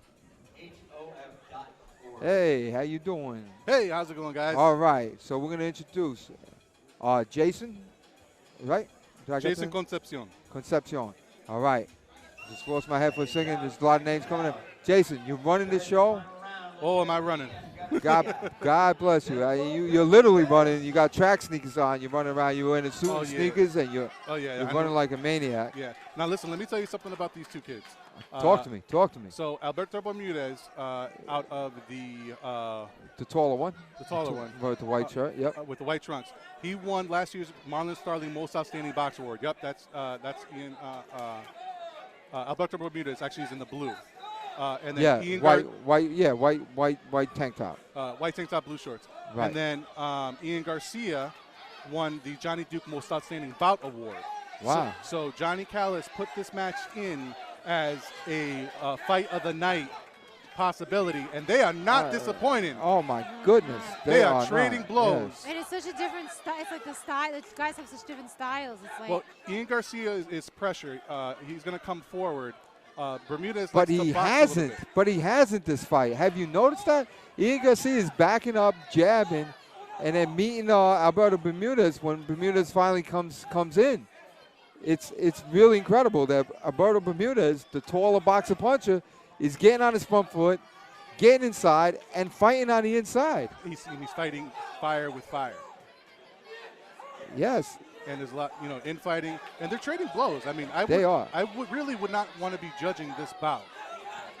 It's going to be a very difficult bout to judge. I mean, each just landed 2 there, body shot, head shot, trading blows. Yes. Nice. All right. Well, I think Ian is giving up on going back. He's going forward again. Yeah, he fights nice coming forward. He does. And look at Alberto Bermudez. He's nice body shots from Garcia. Wow. And for my money so far, from what I've seen running around, this is the bout of the night. Oh, absolutely. These guys are letting it go. They're almost throwing as much punches as the women. Nice body shot in the corner, right hand. Another digging uppercut. I think Ian Garcia is making his point this round by not backing up. Nice upper over. Nice one, too. I think he's found his rhythm there. Right. I think Bermudez needs to come forward and disrupt that rhythm. And Alberto Bermudez Again. has not. He's saying goodbye to his jab. Where is his jab, Alberto Bermudez, the taller fighter? Where is his jab? He gave up his jab and said he'll fight it on the inside. He's giving up his height by doing that. Absolutely. Well, he's letting Ian Garcia take this round, that's for sure. Yes. And he fights really well coming forward, Ian Garcia. You know, I like him better coming forward than he was moving back in the first round. Well, this being the third and final round, you can't leave anything on the table. 10 no, seconds. Absolutely not. Definitely made this a harder one for the judges to score now. Wow. Big overhand right. Oh, what a great fight. What a fight. Hold on. I gotta stand up. You got to stand up. I got to stand up for that. Okay. That was some fight. That was some fight. I wouldn't know how to score it. I mean, at first I'm thinking Bermudez was winning, and then it kind of switched to Garcia. So I mean, I'm not a judge tonight. I'm not going to attempt to score. You know that what? fight. If you go 1-1, you probably have to go. You know, with Ian Garcia winning the last round and then winning the fight. You know. Well, you know. It could go either way. It could go either way because every time there was a question, there was an answer. Every time one boxer landed a two-piece, another one came back with a digging uppercut and came back upstairs. Well, this is something that I saw. For round one, this is if I were to tell the story of the fight, for round one, it looked like Alberto Bermudez was trying to be the boxer puncher. Ian Garcia was trying to be the guy who comes inside, the pressure fighter, right? The pressure fighter, right. Round two, that went out the window. Ian Garcia was backing up, throwing jabs, and Alberto Bermudez was coming forward, throwing hard punches, staying on his front foot. And then in round three, Bermudez tried to do that again, and Ian Garcia met fire with fire, came back, and won the fight on his own game, by his own standards, to me. You know that everybody has a game plan until they get punched in the face. That's true. That's right. So, you know, well, let's get the decision from Jeffrey Dressler. It should be. Okay. Your winner in the blue corner from Boxing and Faith, Alberto. See, you know what? If that would have went 4 rounds, Garcia would have won the fight. He started really to pick up the pace in the third round. He finally found his range. He started coming forward more. If had he done that a little sooner, maybe in the second round, the result would have been different. It was a hard fight to score. Both guys, amazing fighters. Yes, both fight of the fighters. night. Now, do you see it that way? Do you? Well, I sat down to commentate the third round. I was running around, so I didn't really watch the first round closely. I did watch the second round. Right. The third round, I mean, it was so close. It was close. It was a close round. It was close. I think Ian Garcia had a better third round. But I thought so too, and I thought Bermudez had the better second round. But again, the rounds weren't definitive either way. It wasn't an obvious winner, clear winner in any of the rounds. Okay. And that's now, do you know both of these guys? I know them both very well. They're all right. both So your opinion does not count. Yeah. All right. Your opinion doesn't count. No, he's not giving a real I'll opinion. Finish your sentence. All right. They are both excellent fighters, and let's get somebody who has no I don't interest know them, in and I either. think they're both great fighters. Well, right. Well, what's your opinion on the fight? What's your opinion on the fight? My opinion on the fight was it was a close fight to score. I do think that the judges got it right because at the beginning of the fight. Right. There you go. But the third round, for sure, was won by Ian Garcia, no doubt about it. He showed what he was made of. That's if there was a fourth true. round, then the decision might have been different. But okay, I liked Ian Garcia in that fight. I'm just going to say it. I'm going to put it out there. I thought not only did he adjust a little, but he finished the fight the way he wanted to. Strong. He finished strong. And I can tell you something that he is on his way to doing something special. You're going to be hearing his name a lot. I agree. He's coming up in the Golden Gloves, the Western New England Golden Gloves in January. And you're going to see him make a run. Okay. I see him going to nationals this year. He's on the precipice of getting there. And even though he came up a little bit short tonight, it's a learning all right, experience. now he's still going to be able to walk out of here with his head high, and he's going to be better prepared for the Golden Gloves. Where he's going to do some major damage. Let me ask you a question. Are these novice fighters or open fighters? Open fighters. All right. Now, are they going into the nationals, and are they trying to qualify for the Olympics? That's because it's Olympic year next year. It's an age thing for a lot of these boxers because they are still teenagers. So it depends on how old they're going to be in 2020. But I can guarantee you that you're going to be hearing a lot of these names in 2024. Okay. Do you think that is if we can keep them in the amateur ranks? It's hard to stay in the amateur ranks for that long when you're that good and you're ready to fight. It's a hard thing. It is. It's a hard thing. It is. So what motivated you to put this fight together? Because this is a really nice show, and the fights are fantastic. Well, you got to thank Johnny Callis, the matchmaker. He does all the matchmaking. Johnny C. Johnny C. All right. And when I took over as treasurer for USA Boxing, we had a very small budget. Right. And it was difficult to help coaches and boxers get to events down the road at regionals, at nationals, at Golden Gloves. Right. And I saw a tournament director, his name is Dean Fay, and he kind of had a model, and he did a very good job with the model, and I can see that he takes really good care of his boxers in his tournament. Okay. And I said, you know what, that's a guy that's doing something special, and we need to bring something like that to Connecticut. Awesome. And, where does he turn out of? He's the coach out of Central City Boxing and Barbell in Springfield, and he's the director That's of the Western New Massachusetts, England, right? and he's the director of the Western New England Golden Gloves, Okay. which includes to Connecticut. What's his name? Dean Fay. Oh, he's the officer. He's a police officer? Yes. Yes. He's the one I was telling you Oh, he's about. the one I'm talking about. Nice He's guy. got like 64 kids that he's training. He's a fantastic guy. He's awesome. He's an awesome guy. Okay. So I saw what he was doing with that tournament, and I said, maybe we could do something like that in Connecticut and have it be a fundraiser for our LBC because we really don't have a lot of income. Right. And first year we were at the Ballroom, sold out. Second year we took a loss at the Connecticut Convention Center because Hurricane Maria happened a week before the show. Oh my goodness. So right. So we took a $5,000 loss that year. Oh my gosh. We made it back the following year and then some. Okay. And now this year we have a complete sellout with 463 people. Wow. And I only counted 461. And amazing. This has been a culmination of 12 months of hard work because after give yourself credit. Well, no. It's not all. See, everybody's showering all this praise and stuff. There's been a lot of people in this group that we have here that have done a lot of major heavy lifting. Kevin Smith has done a lot of heavy lifting, getting the. I like that guy, Kevin Smith. Yep, he's our chief of officials tonight. He's getting everybody ready, making sure the boxers are registered. My wife putting up with me for 12 months in doing the show, and she's here tonight. She's also on the board of directors of Even USA without Boxing. the show, let's give her credit for that. Especially with this mug. Oh, my gosh. And I got a face for radio. And they love you. Don't worry about it. They love you.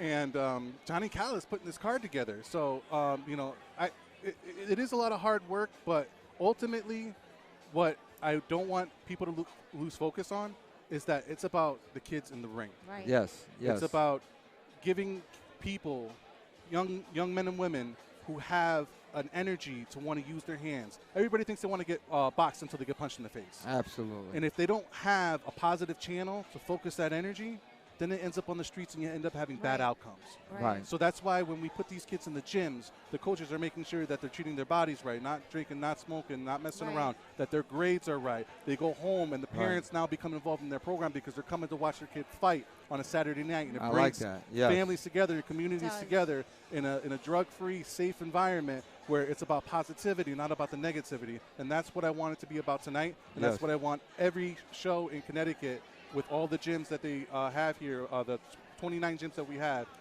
for it to be about tonight. 29 gyms. That's great. And these are some talented boxers that are, we think we're from New York and we see the best of the best, but you guys have some real talent. We can hang. Real talent. We can hang. Oh, you can more than hang. You guys can straight up fight. Now, what I got to ask you is, as a guy who works in Brooklyn and as a girl who hangs out in Brooklyn, how is Brooklyn, Connecticut? How is that neighborhood? I think there's more than one stoplight. There's more than one horse for sure. There's a lot of horses. But Brooklyn, Connecticut, just like, you know, we got Lebanon, Connecticut, you know, but it's not a country, it's a town. Right. You know, but who's talking about Lebanon? Who's talking about Lebanon? I'm talking about Brooklyn. How's Brooklyn, Connecticut? Do they have good pizza? Do they have a place called 33rd and 3rd where you hang out on the 3rd floor? No, there's no Barclays, I'll tell you that. There's no Nets. All right. So Brooklyn, Connecticut is a fledgling town that's trying to be like its big brother in New York. We show you a lot of love anyway, okay? Well, listen, Paul Yanuzzi, who's from Brooklyn, Connecticut, won his bout tonight, and he runs the Rude Dog Masters World Championship, and he gets people from Australia, New Zealand, the UK, all over the world, California, to come to Brooklyn, to Connecticut to fight in the Masters. Come to Brooklyn. They come to Brooklyn. That was a good Masters fight.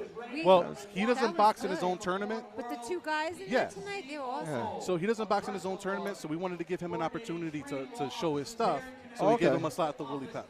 That's nice. That's nice. And That's awesome. Did he disappoint? No. No, he didn't. Hey. Chris White didn't either because he got knocked down. He got right back up, and then he went after him. We appreciate that. Yeah. Yeah, and these are some. I gotta tell you, there's good fights tonight. Like we see a lot of fights, and these are some really good competitive fights. The kids are so talented. You have about 7 main events tonight. It's like each and every fight, you don't know which is better. I tell you what, that female fight that went down was serious. Yeah, serious. Well, we had a female fight on the books, Sierra Martinez versus Samaya Chisholm, the other Chisholm sister. Right. Oh, okay. Unfortunately, she got sick. But we wanted to recognize Sierra because, I mean, four-time Is national. she Canadian as well? No, she's from Providence. Ah. Four-time national champion, Team Elite USA, Right. and international gold medalist. These girls are and getting you could better and better and better. Well, we wanted to have at least 2 female bouts on the card tonight to, raise the female boxing profile because it's really on the rise. That fight alone was like, that really raised the awareness, and those girls were so good. They were very hit, good. Like, with no joke, with intention. They weren't afraid. They threw more punches than, most guys throw. I'm just glad. Good match. I'm just glad that everybody's having a good time. That we raised some money for USA Boxing Connecticut, and I really appreciate PugLifeSports for coming out here and doing the show. I hope that we treated you guys well, that we were good hosts, and that you enjoyed yourself. Definitely. Yes. Definitely enjoying the fights and all the good that you guys are doing for these kids. Because, like, what you said with the whole mission with the kids, and, like, it's like when I spoke to all the kids in the back, the whole theme was it's keeping them off the streets. They have a purpose in life. Their trainers are like parents to them. And it's amazing. And it's not just about what they're doing in the ring, but it's what they're doing out of the ring. Whether they turn pro or turn pro as something else in life. It's teaching them discipline and respect. We want them to be a champion, whether they're putting gloves on or not. Right, of course. And it's working. I could tell it's working. Yeah, and they were all very respectful, and it was a pleasure talking to every single. The Canadian team was just really great, really nice. The coaches and everything. This is the first year that this has been a Willie Pep International. And hopefully next year we can get a Mexican national champion to come up as well. Really? And then next year it'll be a Willie Pep Continental. Nice. Wow. Nice. We're just trying to raise the profile of amateur boxing, in between Olympics. Right. And again, it's just all positivity building on positivity. This is going to help us send kids to the Junior Olympics, where the kids up and coming, the 8, 10, 11, 12-year-olds, where now, we're going to be able to afford to give them, help to get to Schenectady, to Lake Placid, to Wisconsin, Tennessee. And that's what it's about. We have Diego Bengochea here who's going to get recognized. He won his bracket at the elite qualifiers. He wasn't able to box tonight, but we want to recognize him. We have Lennox, who's a national champion. Rodriguez, his bout fell out. We want to recognize him. And both of these kids have that's good, part of strong boxing. parents behind them, and that's the thing that we love to see. Right. Yeah, that's part of it. Like in boxing, when any matchmaker will tell you that as you make matches, things just fall through constantly. If with the pros, nothing would happen unless you had contracts and actual money, purses. So that's good. But it's interesting. So I guess we will. When are we going to start up again? Shortly, as soon as I told Jeffrey to ring that bell. Oh, okay. All right. So let me let you go back to your job. Keep your sneakers on. Show, really. This man's running around in sneakers, and he's literally running around. Literally. Just trying to keep everybody happy. Oh, you are. You are. All right, thank you, guys. Yeah. Chocolate Perez. Ladies and gentlemen, one of our active boxers is presently 12-0. All right. I didn't hear any of the interviews, so I'm sure it was a good interview. Oh, they were making fun of your jacket. Oh, okay. They wanted they want to know how many batteries does it take. Oh yeah. Yeah, there you go. Bro. All right. I told him that it comes from the inside. Oh sparkle. man, thank you. That's You're what the I best, said. Dave. Always looking out for your boy. All right, we got to take a quick commercial break. We'll be right back. Live Sports brought to you by USA Boxing. Sting, official equipment provider of USA Boxing. WBC Green Belt Challenge, powered by WBC Amateur League. Benistar. Which law firm to choose? With 40 years of experience in personal injury and medical malpractice, choose Dressler Law. 24/7, 1122. También licenciado en Puerto Rico. Your referee, the lady in charge of the action when the bell rings, Olga Rosa Eron. And now, introducing the principals. First, he is boxing out of the red corner. He is wearing the white and black trunks. All the way from Holyoke, Massachusetts, Whitley Boxing. Here is Denzel Whitley. What were you saying about Whitley?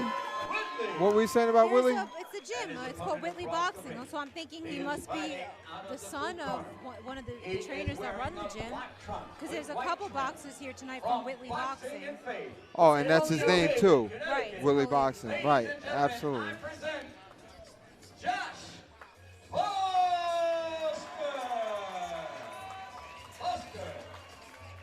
And there's a female ref, which is awesome. Female ref. Back in New York, there's only a few. Me being one of them, and about. I mean, obviously there's Cassie. There's two other female refs in all of Metro. Right. Well, Sparkle Lee's been getting a lot of work as a pro ref. Right. She's awesome.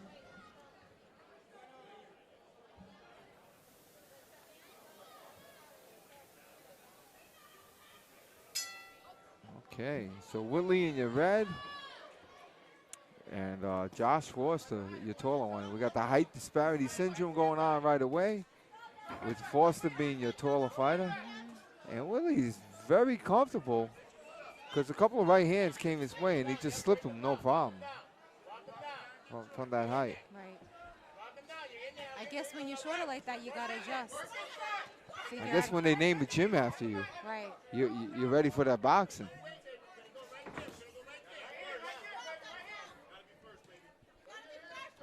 And Whitley is doing something different with the height disparity syndrome. Earlier we saw,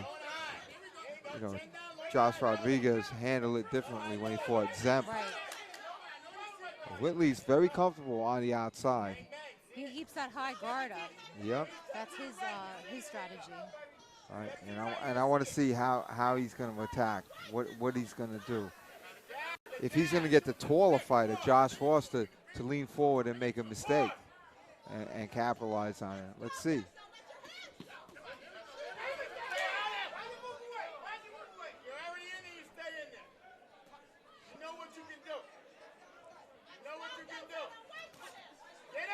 Willie got hit with a good right hand by Josh Foster. Double jab right.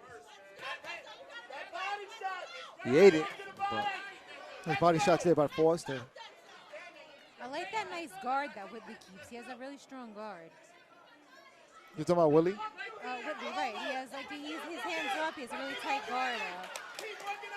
yeah, but he's starting to get hit. Josh Foster got in a couple body shots. He got in the right hand earlier. He got in a hook just before. And it's really because Willie's not throwing any punches. Right. He has to find a way to maybe hook off that guard or get in somehow. Well, one good way is when your opponent's punching to punch at the same time, because you will be in range. I was looking for some of that from Whitley, but I don't see it yet. It just seems that he punches when he punches. Like, there you go.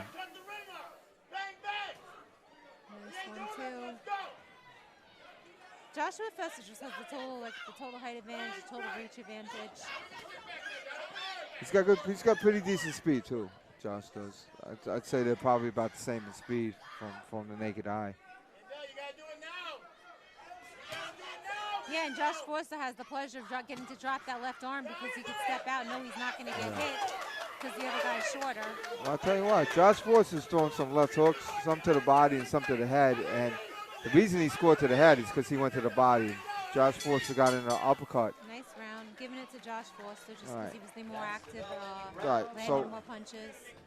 So coach's corner, for when we have the height disparity syndrome, your tall guy and your shorter guy, there's a couple strategies for the shorter guy. The tall guy, it's easy. The tall guy, you keep him at the end of your punch, right? You got that advantage. Right. Short guy, you could do a couple things. One is you could slip these punches as he's throwing them. You could slip the punches, get in, you could be like time Mike Tyson, up, right? Like going Mike in. Tyson. Mike Tyson, right? Mike Tyson. Right. Or you can follow the punches back. You can follow the punches back. You can stay on the outside, and when he falls short, you can follow the punches back. Or you can punch at the same time because when the tall guy is hitting, he's in range to be hit himself. That's fact. So those are three very obvious ways of how to handle the height disparity syndrome. So I know Josh Forster, he's 18 years old, and he said he considers himself a slick fighter, which I don't hear many amateurs say, and he is a slick fighter. Yeah, he's tall and he's slick. He has that advantage, that where he could call himself slick. You can't be short and a slick fighter. You can't be short and slick? I mean, oh my gosh. It would be a rarity. There are a bunch of short people out there just. Pernell Whitaker. Oh my gosh. I mean, he was one of them. He was generally taller than. They're just so angry right now, and I feel for them.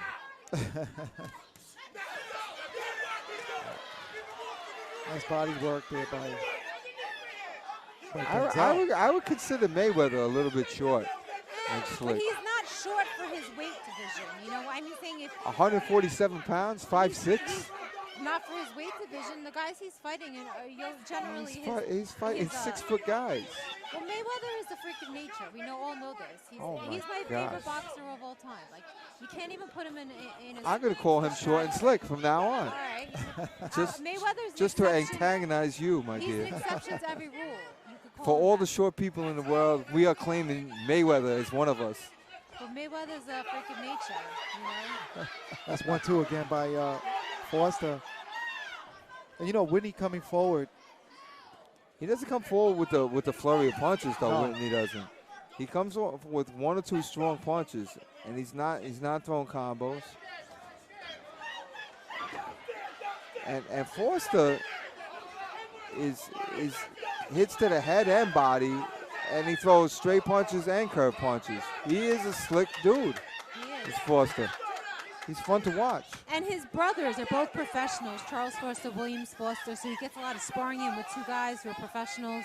He really looks up to his brothers. He's the amateur. He's the baby. His brothers are even taller than him? Yeah, and they're here tonight. They're somewhere in the crowd. I asked him if he hears his brother screaming a lot in the crowd. He said no, he does, but he still listens to his corner, his coach. Okay. Because if your brother's fighting, you're yelling. Right, absolutely. You're probably yelling things like "hit him" or something like that. I asked him who his favorite boxer was. He's like, besides my brother's Lemonchenko, he really likes that style of Lemonchenko. That's who he is. Foster said. Speaking of short and slick, Lomachenko, short and slick. Yeah. I'll give that to you. Maybe you're right for once. Oh my goodness. Oh my goodness. Oh my God. Oh, nice right hand there by Willie.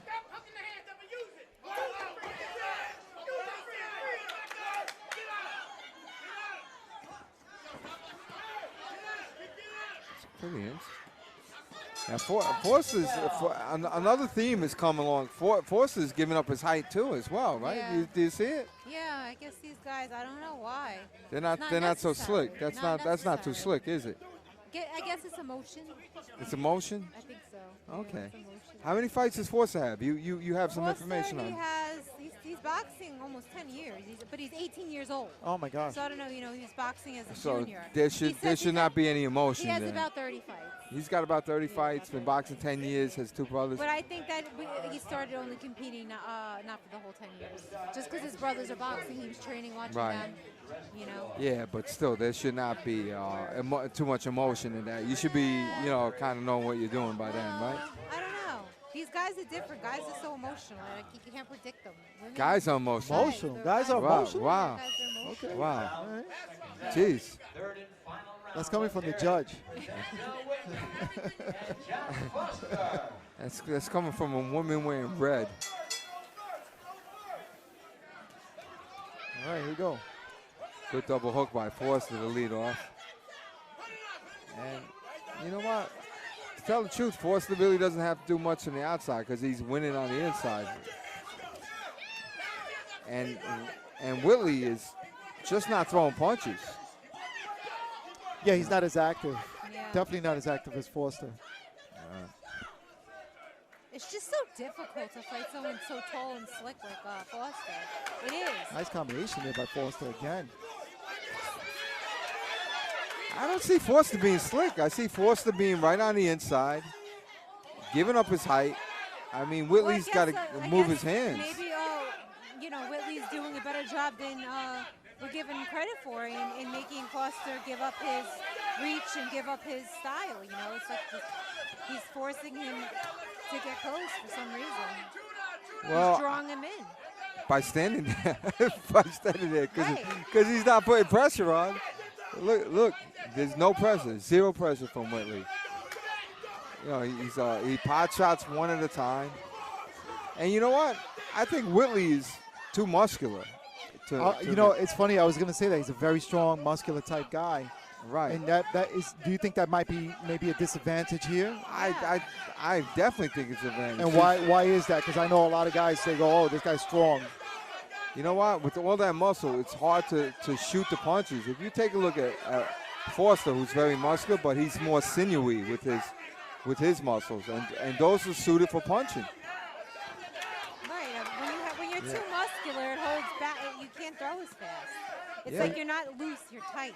Yeah, I see the way I see Denzel Whitley's muscles. They're very short. And if you look at Jaws Forster's, they're very long. Two if you look at his pardon? Just 2 different body types, really. Yeah. Right. So what do you say? That maybe the stockier fighter like Whitney may have an issue with that, or Whitney needs to be the fighter throwing the hooks on the inside, getting up and under, kind of slipping in like Mike Tyson. That's the way he's going to be successful. Okay. As a boxer, I think that's just the way his body is built. So maybe staying right on the inside like he is right now is not that.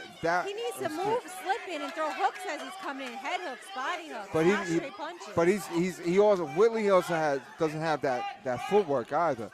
You He's got to more have that squared away, right? Yeah, is he right. squared away? Am I seeing something? Yeah, that I maybe? mean, like Tyson when he got inside, you had that danger of him sidestepping you or doing something and to his the head side. movement while he was coming in, also on throwing punches Right, was. his head movement was off the wall.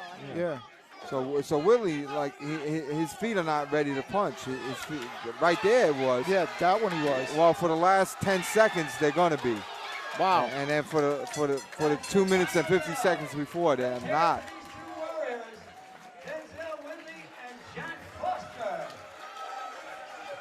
And these are open fighters, by the way. So, I mean, what do we know about Denzel? Do you speak to him? I didn't speak to Denzel Whitley. I think he was doing his thing. Like some of the guys, they like to go be by themselves. They don't want to be bothered. Oh, okay. So I didn't speak to him, unfortunately. Right. I Okay. spoke to Josh Forster.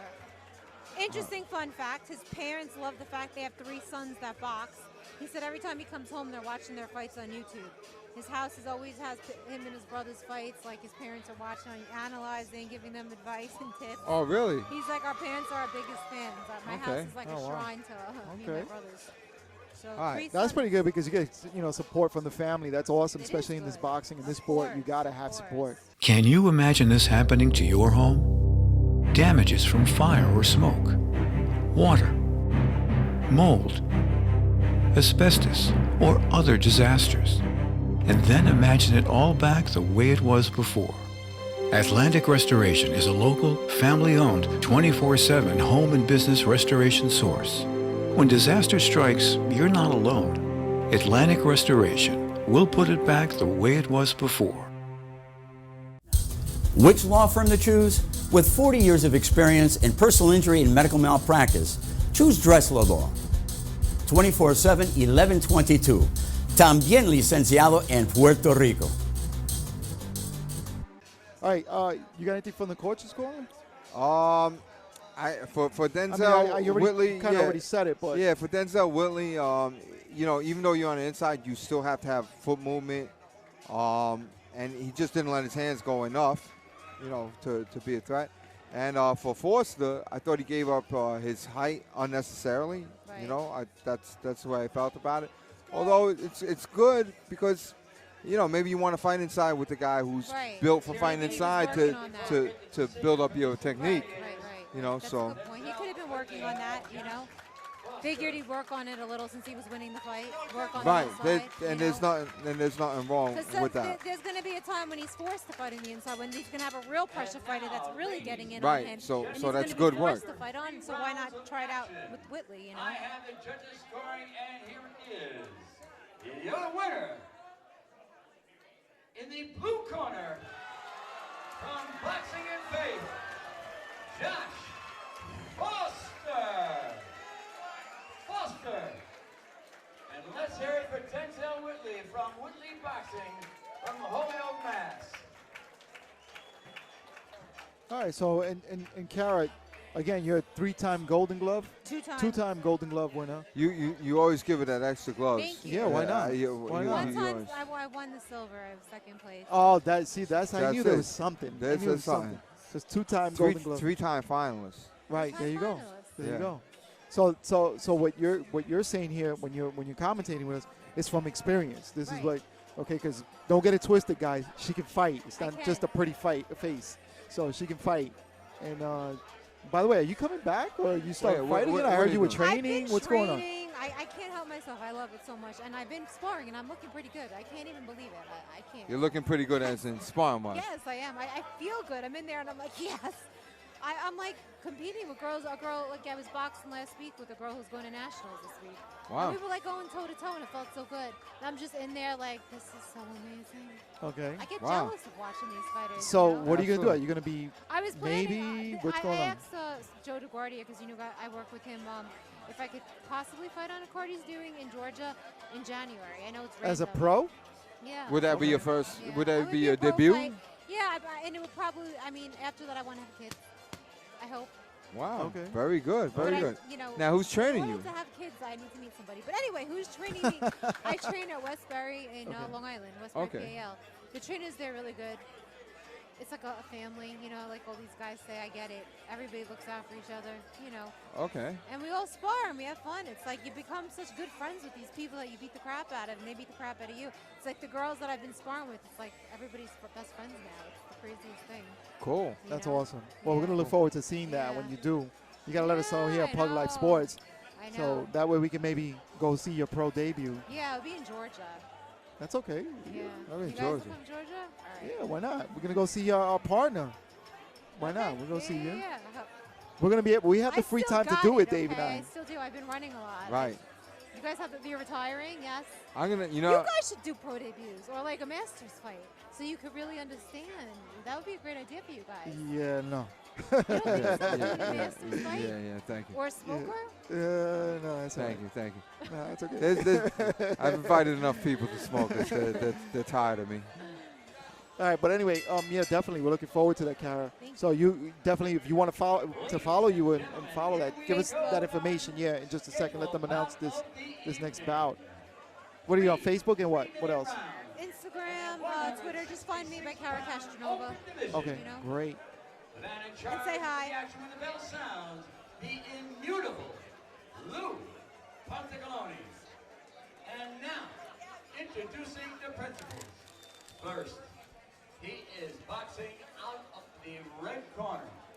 He is wearing the red trunks with white trim con la bandera representando la República Dominicana. Ah, you're a Dominican boxer. I present Carlos Castillo. Carlos Castillo from the Dominican Republic, fighting out of Whitley Boxing. He is fighting out of the blue corner. He is wearing the blue trunks with gold trim. From Charter Oak Boxing Academy in Hartford, Connecticut, here is Damani Williams. Three 3-minute rounds in the 166-pound open division. Your referee, 166. There we go. That wasn't always the weight, was it? No, 165, 165. But if, you know, I mean, it's not a tournament or nothing. So whatever they weigh in, they weigh it in. As long as they're close. All right, what do we got? Monty Williams in the black, and Carlos Castillo in the red. Well, I spoke to Carlos Castillo. He's 21 years old and has 22 fights, been fighting 5 years. 5 years? 5 years. Does he fight here or from Dominican Republic? Do you know? No, from here. He's originally from Dominican Republic. Now he's in Holyoke, Mass. from Whitley Boxing. Okay. Whitley, the same as the guy from right before him. He said he wants fight of the night tonight, so that's his goal tonight. Well, let's see what he's got. Oh, he did a nice little back slap jab that I like. Oh, so he's pot-shotting from the outside. Carlos Castillo is in the red. He said he called himself a counter puncher that could brawl. I do like his movement, I gotta say. Yeah, he's very slick. But on the other hand, Damani Williams is not a bad mover himself. Good hook by Damani Williams while he had Carlos Castillo on the ropes.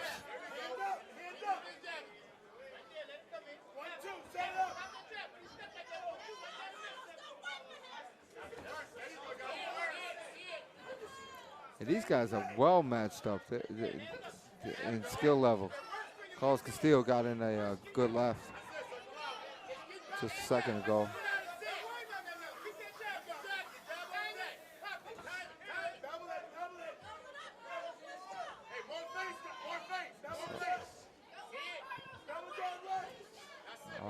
This is interesting. I'm watching Carlos Castillo with his low left hand, and I mean he's not as good as it, but he's doing some Tommy Hearns like movement, which I like. It's pretty interesting. He moves really well. He said to look for us to. He's gonna set up the right hand with the jab, just like keep throwing that jab out there and setting up that right hand.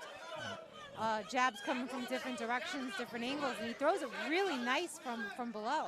Yeah, I like it. And we definitely want to talk about that in the coach's corner for sure.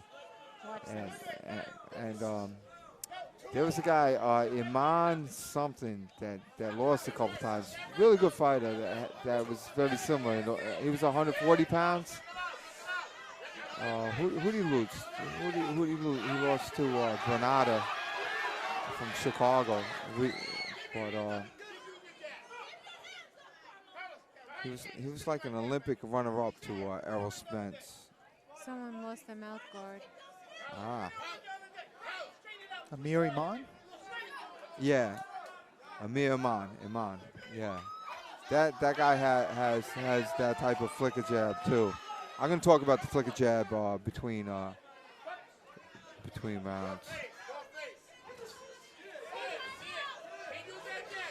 Nice wow. one too. He caught his breath. Lost his mouthpiece and he caught his breath. And he's finishing strong. Carlos Castillo is.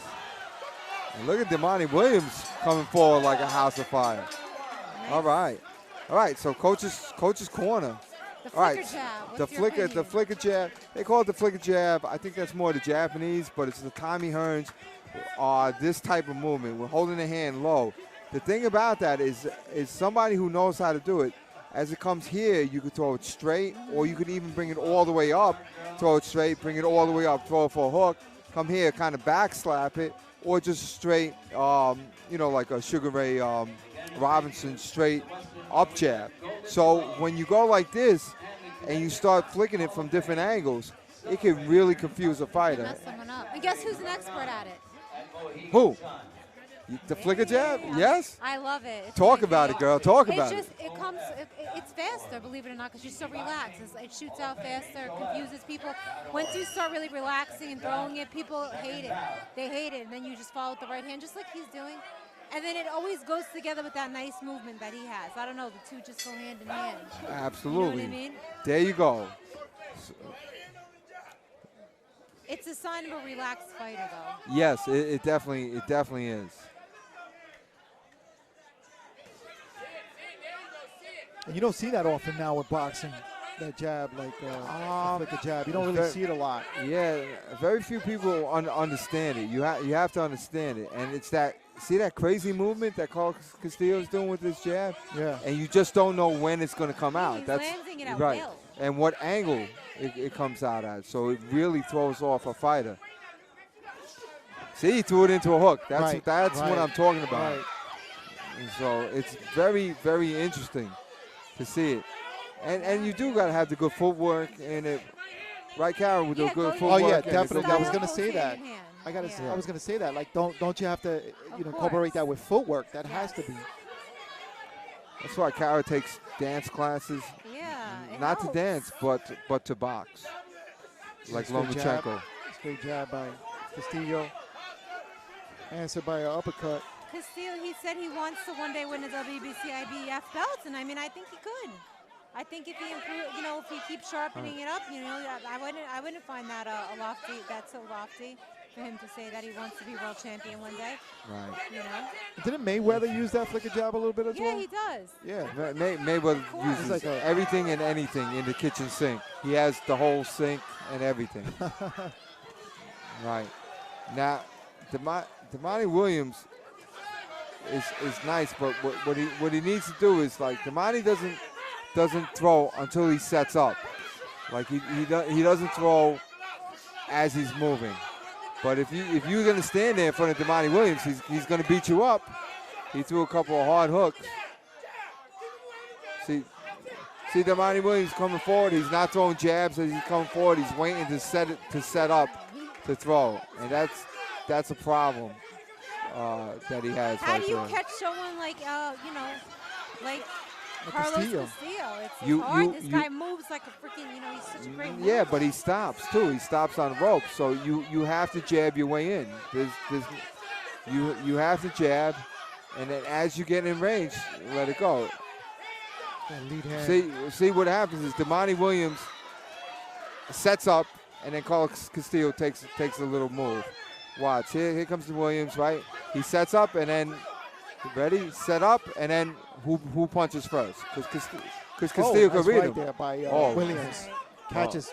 Well, he didn't read him that Castillo. time. Yeah, definitely. He bet that right hand across his head. And a Whoa, nice good jab. one, too. Straight jab, yeah. And Monty Williams by is that right very hand. strong, very strong. See, he hits him before he sets up. Or if he sees him sets up, he just throws something out. Right. And by the way, the comments that we're making here is not to disparage anybody from doing what they're doing in their game. We're trying to help you guys out if you're watching. So coach is calling for Damani Williams. Yeah, go for it. So for Damani Williams, what it is you're coming forward and then you set, and then you punch. Once you set up, what Carlos Castillo is trying to do is trying to hit you when he sees you set up. He's trying to relax, stop. You're going to set up. He's going to hit you and then or make a little move. Sometimes it works, but it's not for a slick fighter. So what you have to do is, as you're coming in, you have to be throwing jabs and feints as you're coming in so that you could let loose with these bombs, but not when the other guy sees it. And Kara? I would tell this Carlos Castillo, the only time he's really getting caught is when he's on the ropes. When he's on the ropes. Right, stay off the ropes. Right. Keep your hands up. That's when you keep your hands up. Okay. People don't understand about the flicker jab. Most people that throw the flicker jab, they drop their arm when they're at a distance and they know they're not going to get hit. Right. When they make a mistake is when they get too close and they forget to bring Right, it up. and right now Damani's getting him against the ropes, and let's see how Carlos handles it. Well, Carlos handled it by stepping around to his left and staying off the ropes. Here comes Williams. He's got him in the corner. Let's see what he does. And that time Castillo moved from the corner. Yeah, Right. that corner wasn't his friend before, so he just avoided it. And Williams is not throwing a jab. He's not throwing a jab. It's hard to catch somebody when you're not throwing a jab. I'm Castillo. I'm just keeping it right in the middle of the ring. You know what I mean? As much as I can. Gets caught again with that right hand from Williams. Well, give credit for Williams for putting that kind of pressure on. He's starting to cut off the ring. He is, and it seems like Castillo got a little slower, right? And he keeps going now back to the he's getting hit to more. the corners. When you get hit more, it slows you down, you know?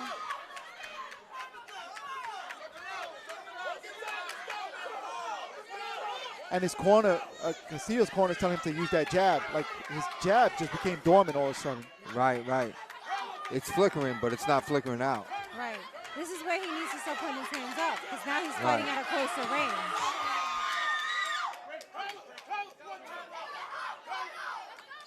So he was leaning on top of him. He saw his kidney open, so he threw a couple of shots there. He took it. I would take that shot too. So would I. Oh, nice slipping out of there. Yeah, much better round for Damani Williams. He's figuring out Castillo a little bit. Right. And I would just like everybody to know, if you ever lean on me like that and you're wearing your regular clothes, I'm picking your pocket. And you deserve it, okay? There you go. And putting the pressure is Williams in this round. And good right hand by Williams. Good right hand. Really good job of cutting off the ring this round. He might have heard your advice, Dave. Yep. Again, slipping those punches is Castillo. Right, because Castillo sees it coming, because Williams loads up with him. He just tries to hit too hard. He needs to just let his hands go. He's strong enough. He's just loading up with punches. He's just throwing too hard. I tell you, Castillo, Williams having a better round. This is definitely Williams' round. This is Williams' round for sure. Yeah. I think Carlos Castillo won the first two there. Yeah.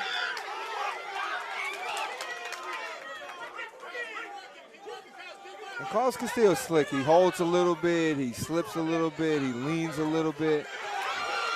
You know. He picks your pocket. Oh, nice right hand there by Yeah, Williams. They both landed.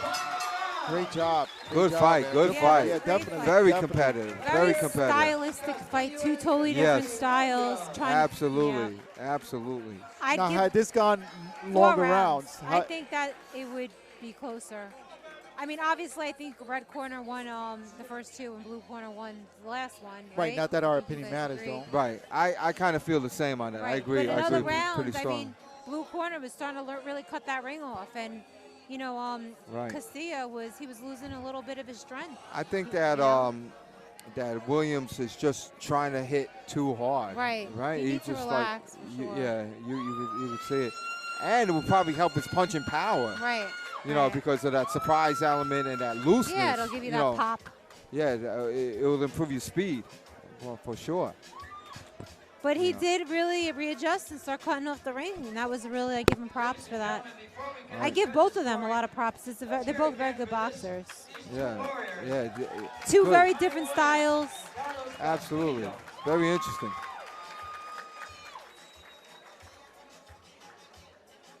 Can you imagine this happening to your home? Damages from fire or smoke, water, mold, asbestos, or other disasters. And then imagine it all back the way it was before. Atlantic Restoration is a local, family-owned, 24/7 home and business restoration source. When disaster strikes, you're not alone. Atlantic Restoration will put it back the way it was before. Okay, we don't wear helmets riding in a car, but we can suffer brain injuries and accidents. You'd need Dressler Law. 24/7, 1122. También licenciado en Puerto Rico. That's what they mean when they say cut out the ring, because the first two rounds, Castillo, he was controlling the ring completely, controlling it like a matador controls a bull. Yeah, I would love to have seen this go further. Right. Because I think if it would have went any further, I think Williams would have definitely. Right, then Williams finally figured out how to cut him off, you know? Yeah. And it kind of turned the tide of the fight, but, you know, there's only 3 rounds in these fights. Competitive fight. Oh, absolutely. Good fight. This was a good fight, yeah, definitely. These are all night, these fights have been very, very good. If I could give Castillo any advice, if he's listening right now, just it's like when you get into those tight spots like you just did in that last round, that's when you got to bring up your hands. You know what I mean? He's still continuing to drop his hands like he's fighting with that with that style where he has the advantage in the first 2 rounds. Right, and he got hit with a few right hands because of that. Right. I have the judges scoring, and here it is. Your winner in the right corner. He got nervous. That last round got him shook. I wish the ring announcer would call whether it's split decision or unanimous decision. They generally do. I you think know, that 4-1. There's 5 judges, aren't there? I think there's 3 tonight. I think 1, 2. I think there's actually 5 How many judges are there tonight? for each fight. Yeah.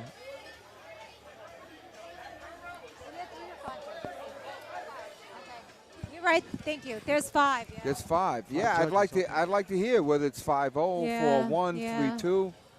How about let's tell the ring announcer that. Ladies and gentlemen, Carlos Castillo is in the red corner. All right, let's see if we gotta put up a commercial. Put up a commercial. All right, we'll be right back.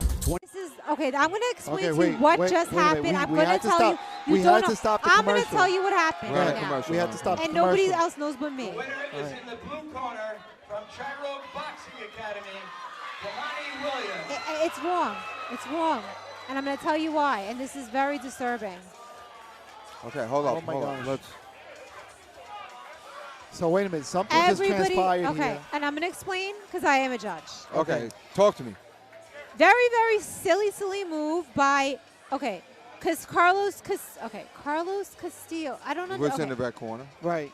Okay, what they just said, I'm going to go find out. I'm going to find out. before Well, I something say happened. Then anything.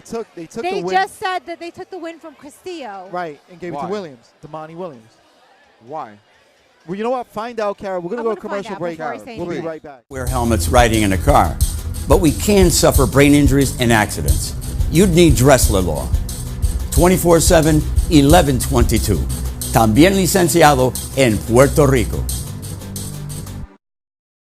All right, so we're back. Right. Kara's trying to find out what Right. happened. Supposedly there's a reversal of the decision. Right. And then also, what we're gonna ask the announcer if he can announce. There's 5 judges. I want to know if it's 5-0, 4-1, 3-2. You know, majority decision, split decision. I want to know. Right, Unanimous right. decision. I want to know. Yeah, I think, and I think the fans want to know. Yeah. They're going to want to know as well. Yeah. Because we want to know what are the judges thinking, what they were looking for. Because the first 2 rounds, we had Castillo winning. I think all 3 of us agreed. I mean, the first 2 rounds, right? And then the last round, we saw Williams coming back, and I don't know. I don't think he did enough. Right. But what did the judges see? I'm not sure. But we don't know because sometimes they get points for coming forward and being Right. aggressive. And we've seen that in amateur boxing so many times. Absolutely. And that's So Kara's back. And I'm she's gonna be able to back. tell I'm her. back. I mean, it was a split decision. It was 3-2. I saw it as 5-0 red. That's my opinion. But it was 3-2, and it was just announced inaccurately. I thought something else happened, but forget it. I was wrong. Okay. What do you think happened as a judge? Sometimes, but it was me over. Sometimes if you wear, like, for example, the wrong color, like, and a lot of times the judges, and I'm not saying judges are Bias. No, not biased. Sometimes if you're wearing, say, a blue headgear or a blue shirt, and you're not in the blue, Oh, you're getting a little mixed up? Right, Yeah, but that's gotcha. not what happened Okay. there. Oh, okay. It Gotcha. was a split decision. That was it. It was 3-2. Two All judges saw it one way, 3 saw it Wow. another way. All judges have different criteria, you know. And then again, I'm what gonna we try say, to ask what Kevin we Smith say doesn't something. matter anyway. But that's the way we saw it. Yeah, I saw Yeah. red corner winning that fight clearly. A lot of judges don't respect, to believe it or not that they don't respect, but they don't like that pro style. That, like, really, like, they like that amateur style. Like, you know what I mean? I feel like the red corner, he just had that professional style that really, Okay. and a lot of the judges, it's like they don't really like it for It some might be a reason. little bit of a turn off to them or whatever. Yeah, it's weird. Okay. But he won that fight. I don't care. Well, yeah, in your opinion. Not in Your my opinion, he your won the opinion. fight, and I'm not taking anything away from the blue corner because he's an amazing fight, and he really figured it out in the Right. 3rd round. He figured it out. Right. He won that 3rd round clear, and he would have won the 4th round. But Right. it's a 3-round fight, and the first 2 rounds went clearly to the red corner. And just so you know, Dave went over to find out if the announcer could turn around and say whether it was a split decision, was a unanimous decision. So Right, he's gonna find out if they can announce that. So we know. Right. So when we announce it, that they know. Yeah. So we got the boxer stepping in. I think we should take a quick commercial. Okay. Can you imagine this happening to your home? Damages from fire or smoke, water, mold, asbestos, or other disasters. And then imagine it all back the way it was before. Atlantic Restoration is a local, family-owned, 24/7 home and business restoration source. When disaster strikes, you're not alone. Atlantic Restoration will put it back the way it was before. Which law firm to choose? With 40 years of experience in personal injury and medical malpractice, choose Dressler Law. 24/7, 1122. También licenciado en Puerto Rico. All right, we're back. That was Dressler Law. But tell us. I asked them if they could. I asked one of the ring officials, one of the guys who runs this, if they could have the ring announcer announce whether it's a split decision, unanimous decision, 4-1 majority decision, 3-2 split decision. I want to know. Right. You know? What do you say? And then he says he's going to try to do that from now on. We'll see if it comes out. But that gets interesting too with judging, because it depends on the angle, right? It does. It just depends on the judge. I mean, honestly, I've been judged with 3 people and with 5 people because I'm a judge. And sometimes if it's a 3-2 decision, I'm always wondering in my head who judged it and who agreed with me. And I usually know, because I know the style of the judges that I work with, who who likes a certain style and who doesn't. I usually know this guy agreed with me, this guy didn't. You know what I mean? Got it. So a lot of judges just prefer certain styles. Okay. And his opponent across the ring. He is fighting out of the blue corner. He is wearing the blue trunks with white trim. From Boxing and Faith in New Haven, Connecticut, please welcome Felix Padilla. Oh, Tristan is going to fight later on. Okay. In the 126 open division. Okay. 126 open. This is nice. All right, so Leo Kamara is in the red, and he's from Canada. And Felix Padilla from Boxing and Faith in Connecticut is in the blue corner wearing blue.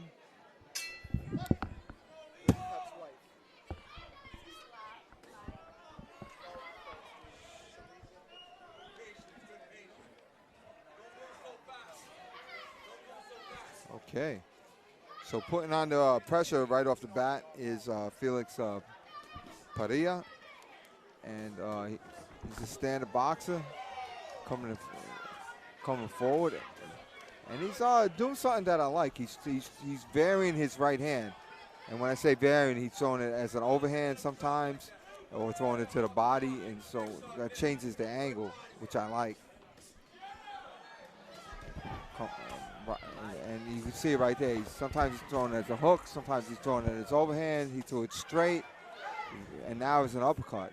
Very, very interesting, Felix Padilla. And Leo Kamara from Canada is a good boxer, obviously, and is doing well as far as his movement. But I don't see, wow, these body shots by Felix Padilla are really, really solid. There's nothing else to say. I don't mean to interrupt you guys, but joining us here Lucky I can see ringside. the camera. Yeah, joining us ringside is Willie Pep's wife. Oh my gosh. Oh, Widow. hi. Widow, yes. And I'm sorry, I don't have your name. Barbara Papalia. Say it again? Barbara Papalia. Barbara Papalia. So Papalia is the real name of Willie Pep. Guillermo Papalia. Oh my goodness. Okay, I didn't even notice. So thank you for putting this show together. What do you think so far? It's just fascinating. Willie's looking down on us and these fellas and ladies and just enjoying it. And just enjoying it. Okay, and how about you? Are you enjoying it? I am very much. Thank you, thank you. All right. So she's going to be with us for just a second. She's going to head out to, in just a second, she's going to head on out. But we want to make sure that we get her in, and we just want people to see her and just talk a little bit about the legacy. It's great. Yeah, it's great that she's lending the name for the legacy to keep going on. Is there any place that we could see some good footage of Willie Pep from back in the day? YouTube, sure, anybody? Archives of Willie, many of them, and I myself don't have any, but. How about in your memory? Did you go to a lot of his fights? Were you always there? Well, let's back it up a little bit. I married Willie when I was 32 years old. Okay. He was 65. Ah. And we were blessed to have 21 years together. That is nice. Thank you. That is awesome. What kind of man was he, would you say? A gentleman. Oh, yes? Wow. Yes. That is awesome. So, just take a look at the camera real quick. So this is Willie Pep's widow. Yes, and she is lending Willie Pep's name for the show, and she's enjoying the show, and she would like to say hello. Anything you like to say to the fans out there? I think that's what makes everybody the fans. That's what kept everybody alive. And okay. Thank you very much, and thank you for keeping Willie alive and thank you. Putting his name to this special affair. Okay. Thank you. Thank you so much. It was nice to meet you. My pleasure. Okay, we're going to Farmington. I know. Okay. Bye-bye. All right. All right. So round one, I thought that Felix Parilla. Beautiful body shots, like you said. He throws them from kind of out there. Those nice whipping to the body. Those liver shots. He throws some nice body shots. You were saying. Right, and you could see the adjustment made already by Leo Camara. Right. And he does not want to get backed up and get beat up to the body anymore. So he's moving and letting his hands go.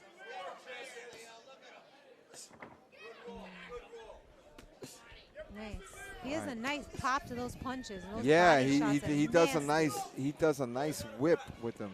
You know, you don't really see the tall guys like this throwing those body shots like that. Yeah, absolutely. And he kind of reminds me of Mike McCallum, the way he throws his body shots. Just whips his torso a little bit, but the hand goes flying. Right. And really comes off well. And here's Kamara coming back with some good punches himself. It's just that left shot to the body. It's so damaging because right there is all those organs, those vital organs. All right. And he's whipping him to the head too. And I'll tell you what, Kamara has no quit in him because he's getting hit with some shots and he seems okay. Well, I don't know. I think body to the head. Would you have called an 8 count right there? I would be considering it very soon. Yeah. Okay. Keeping an eye on this guy. Wow. Fire. Wow. Yeah. Kamara seems to be getting hit with too many shots from body shots yeah. that are just devastating, and then they make the headshots so much worse. I really admire that style. Yeah. I love when the tall guys throw those body shots from a little bit of a distance. They don't put themselves in danger by getting too close. It's the perfect range to throw it when you're a little bit taller. And again, Felix relentless with those body shots, man. Absolutely.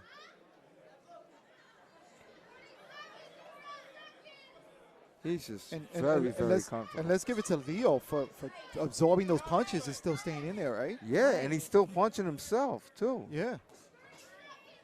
He's a real competitor, real fighter, and he hasn't quit. He hasn't stopped. He hasn't punched. He hasn't rolled over. Nice uppercut too. He just puts those punches together really nice. The blue corner, Felix Parilla. Yeah. Nice. So calm in there too. It's like he's watching TV or something. He has that expression on Wow, his those face. body So shots chill. again by Felix Pereira. Whoa.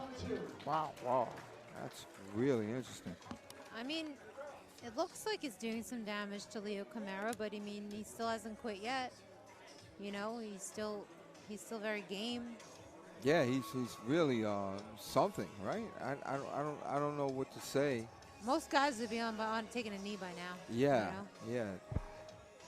yeah. And just by the sound of it, the thump, the heavy thump, they sound like very hard shots. It's like, really. You know, they're not pitty patty shots. You know, it's not like he's putting on makeup. He's putting on some so damn hurt. unassuming, like Felix Pereira. It doesn't look like he's like this Why, lanky kind of. Did you get how many fights he has? I didn't interview either one of these guys. I wish I did. Both of them were MRA in the locker room. I mean, maybe we could ask him after the fight. Try to get him over here.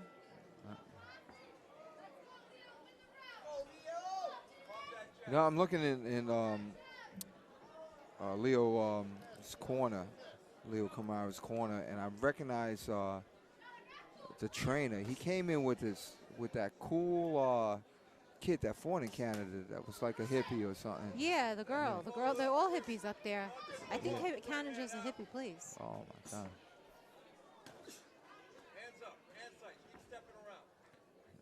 This. And again, a barrage of punches coming from Felix That is Pereira. such a nice body shot. Even from the right it comes.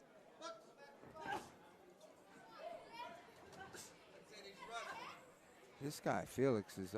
I think he's the real thing for as far as what a good pro is going to be. Right. You know, like he has all the tools to me. He does. It's just like if he was wearing 8-ounce gloves, And these are you know. small guys. They're like 135 pounds, 130 pounds. They look bigger because they're so tall. And there goes Leo coming back, also answering some of his punches. And Leo is, I tell you what, he does not know the meaning of the word quit. Nope. There is a weight difference, so there's about an 8-pound weight difference. So he does, Felix Pereira does have that weight advantage. Does he? Yeah, he's at 136. Yeah, because, they give the weight, you're allowed to be a little heavier in these shows, these club shows. It's not a tournament. In the tournaments, they don't let you do that, but, Okay. Well, actually, yeah, he's got him by like about 10 pounds. 10 okay, pounds, okay. Maybe that's why. And it shows, yeah, and it shows. Yeah, you can see it. But still, I'm not taking away from those beautiful No, body not at hooks. all. Those body Are you hooks kidding or me? Something else. It makes me want to go to the gym and start hitting people to the body, get a little crazy. You know what I mean? Like literally, it's just that beautiful. Boom. Right there to the body again. And what I like about Felix is that he varies his punches. You don't know what's coming. Right. Like It's even like- with the Oh my right, gosh. look at how he throws it in different Then that angles. uppercut, like splicing the gloves, he'll throw the body shot, uppercut. Wow. And an 8 count now for Leo. Finally. Yeah, I think it's about time. Yeah, I think that's a good good time to call that 8 count. So Leo Camara is traveling from Canada down here, giving up 10 pounds and fighting a hellacious body puncher. Let's give it up for Leo. Absolutely. Really. Right, he's not he's a good boxer himself. It's just he's a little bit overmatched tonight. Right. But it happens to the best of them. Absolutely. And he's definitely going to learn from this. And he must have a gut of steel. Yeah. And a freaking chin of steel because he took a lot of punches. took a lot of punches. Yeah, he's awesome. And from a bigger guy, so yeah. Leo Camara and Wow. Felix Pereira. Good fight. So what do you think he learned from this, though? Well, you know what? This is something that like you want to see in your lifetime. Like if it, like in As a other fighter, words, as a fighter. as a fighter, like to have like if you had going to somebody's camp like a Lomachenko or like a Mayweather, and to actually have sparred with them, you're gonna get beat up. But to have seen it, like, and now there's not too many people who fight like this kid Dennis fights, Felix Pereira. Right. There's not too many.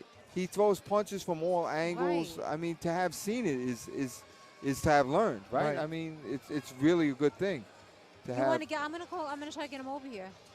Felix? You think we got time for that? Yeah, of course. Yeah.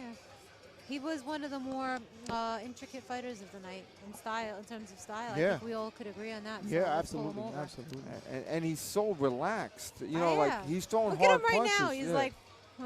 like I said, it looks like a kid watching a movie. This is what he reminds me Here we of. go, ladies and gentlemen. After 3 rounds of boxing, I have the judges scoring, and here it is. Your winner in the blue corner from Boxing Yeah, so much for that. I'm sure that was 5-0, but you know, like. Yeah, it was 5. No doubt about it. But Let's hear it, ladies and gentlemen, for Leo Kamada. I'll try to. You'll get him. Yeah. Okay. Yeah. Canada.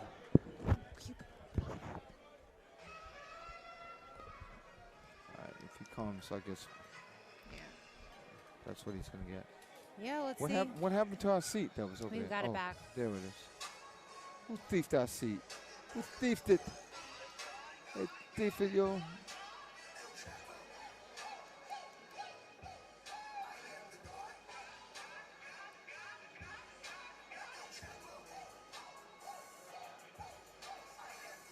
All right, he's got to see the doctor first, I guess. I guess he's got to go see the doctor first. Yeah, absolutely. I told him he's going to come over. I told him get checked by the doctor first, and then he said he would come over. He's definitely coming over. All right, well, actually now would be the time before. But I it's all right. know. And then we got this guy we know, George, right? Isn't this Tristan coming in? Oh, yeah. This is the co-main event. This is Tristan Brooks. Right. He's from Canada, and We've seen him before. absolutely. We saw him in Puerto Rico. Yeah. Did a great job. Very kid-friendly. What a good kid he is. And just like a and role we saw model. him in Canada just recently, right? Yeah, we saw him again for the Eddie Mello Legacy event that they had up there. Right. And we saw him in his corner is the kettlebell master, Anthony. That's his Tony Kettlebell, they call him. Tony's his coach from Canada. Oh, Kettlebell Tony? Kettlebell Tony, yeah. Yeah, these Canadians are pretty tough. Yeah, they are tough. Because they're facing the cold a lot more than we are. That they don't. It's like it must be not. I heard this is like there's not a lot of stuff to do in Canada, so they really focus on the running, the conditioning, the fighting. You know. Hockey, I guess. Hunting. Hockey. Killing things. Hunting. All right, coming along the ringside now is joining us in just a second is Felix Parilla. Come close. Let me see if we can get this. Even closer. Come. There you go. You're over there, Felix. Who's got it? Who's got it? All right, here he is. We're putting the headset on Felix. All right. Felix, congratulations on tonight's win, man. Thank you. How long have you been fighting? 10 years. 10 years. Okay. Wow. How old are you? He's 20, 20. no? Okay, 20? so for half your life you've been fighting. Yeah. Okay. And probably the other half you're probably just fighting to get to the gym. Yep. Probably. All right, listen, we were impressed with your body attack, your relaxation, the way you vary the punches from head to body. Can you tell us how you got like that? I just got like that naturally. In my gym, my coach teaches the dig to the body, slow the opponent down, and take him out of there. But I didn't take him out because he was tough, but I gave him my all. He was tough. Okay. So you got pretty much like a pro style, like a relaxed, almost like I want to compare it to the Mexicans. You ever see the Mexicans? They just seem relaxed all the time, and they throw hard shots to the head and body. Very similar to that. What do you think? Do you try to emulate? Do you try to? Like, who's your favorite boxer, or who you want to be like? Who do you like to emulate? My favorite boxer is Mayweather. Of course, I was gonna say Mayweather. Gervonta He doesn't Davis. get hit. Javante Davis, okay, the tank. I like him. Earl Spence. Okay. Okay. Yeah. But yet your style is definitely your own. Yep. You know. And what do you say you get your power from? Because you were throwing some bombs in there, and I'm surprised. It's natural. I don't really lift weights or anything. Okay. And you shouldn't. Because you're relaxed. That relaxation. Yeah, you look very relaxed in the ring. Yeah. Have you ever heard of Mike McCallum? No. All right, so go to YouTube and watch Mike McCallum. I was saying how Mike McCallum, they used to call him the body snatcher. Yep. And he threw something similar to you. He just whips his body a little bit, but his hand went flying around, and he threw these nasty, nasty hooks. Mike McCallum. So that's somebody to watch. He was a middleweight fighter for a long time back in the day. And you remind me of him a little bit, you know? Yeah, we were impressed by your style more than a lot of boxers. Thank you. Really love the body shots. Love how you turned it up into an uppercut, and then you're also fighting from the outside with the straight punches. Beautiful work. So what are you aspired to become a pro, or what are you looking down the future? Like what are your goals? We're working on going pro soon. I'm gonna just keep fighting amateur until I get the opportunity to go pro. Okay, and then how many fights have you had in the amateur division? I got like 85 now. Damn. Okay. Oh, no wonder why he's so relaxed. He's relaxed. No wonder why. It's like taking a bath. You know what I mean? Right. Is there anything that anything else? What are you working on right now that you maybe want to improve on? Besides what are you working on besides boxing? Because you gotta have, your school's got to be okay. And what are you doing? I went to technical high school and I did plumbing, so I'm a plumbing apprentice right now. Awesome, awesome. Great job. Good stuff. That's cool. Okay, but then also the other question that I wanted to follow up is, what are you working on in the ring? Maybe something that you're working on that you're trying to, maybe better, improve, or. On little stuff, I want to get my defense a little bit better because I'm going pro, so I can't really get hit, and that's about it. What about your footwork? Yeah, that too. All right, because I was watching. Bit of everything. Yeah, I was watching your footwork. You were just so relaxed that you didn't need any for this particular fight. But I would want to see what we do against somebody who will press you a little bit more, or somebody who will move a little more. Right. When I fight somebody who's pressing me, I box more. But he was backing up, so I had to press him. Okay. But it all depends on who I'm fighting. Right. So are you conscious of your footwork, or it just comes naturally too? It just comes naturally. If somebody pressing me, I know how to move, hit them, make them miss. Mm-hmm. But if I got to press somebody and break them down, then I could do that too. Do you run a lot? Yeah. A lot, yeah. Almost every day. Well, Felix, we thank you for joining us here in ringside, and congratulations again, because we're going to get on to the next fight. But and we are looking forward to seeing you. Yeah, it was a pleasure watching you, really. Definitely. Thank you. And we'd like to see when you do go pro. We're definitely going to keep an eye on you, all right? Okay. Good luck. All right, good luck to you. Thank you. Ladies and gentlemen, we are scheduled for our penultimate battle of the evening. Three-minute rounds. We got the co-main event coming up with Tristan Brooks. Again. And we've seen Tristan Brooks 3 times in 3 different places, George. Yeah, that's correct. This is a tall man. Or you want to follow him? You can follow him here on PugLifeSports. He is boxing out of the red corner. He moves very nice. He moves very nice. Tristan Brooks. And they're not even heavyweights. Look how tall they are. All the way from Ontario, Canada, from Battle Arts Gym, please welcome Tristan Brooks. 171.4 pounds.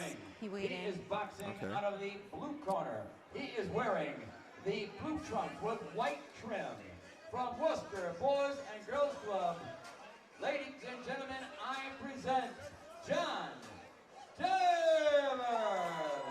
And he weighed in at 165, so there's about a 6-pound weight advantage. But the height, there's not much difference in height here. Right. This is going to be interesting. They look both lean and strong. Okay. One's 19 and the other is how old?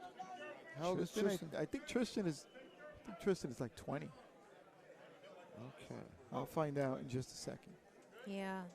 John Devers. He's from Worcester. He's been boxing for only 2 years. So we got the righty-lefty conundrum going on.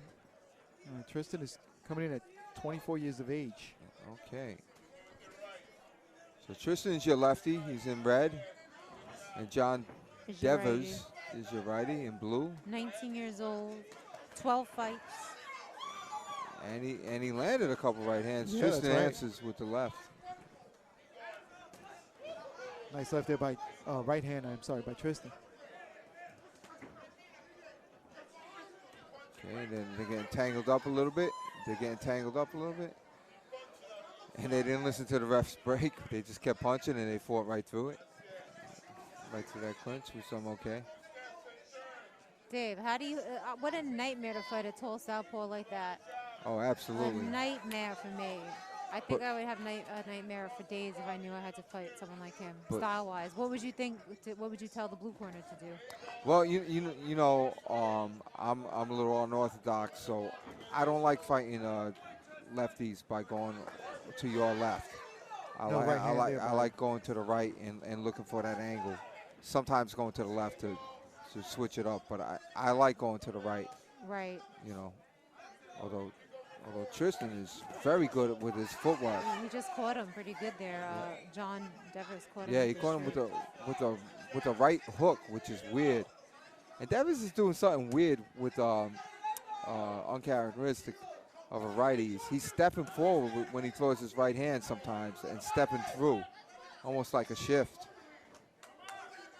There he goes. He shifted. You saw it? Yeah, he's switching. He's frustrated. Yeah. I mean, a southpaw this tall makes people do silly things. Yeah. So you know, it's so frustrating. It's trying to hit a freaking star in the sky as his head. You know, it's annoying. Absolutely. And he's holding on. He's doing different things. Oh, he said stop holding. There we go. He's definitely grabbing his left.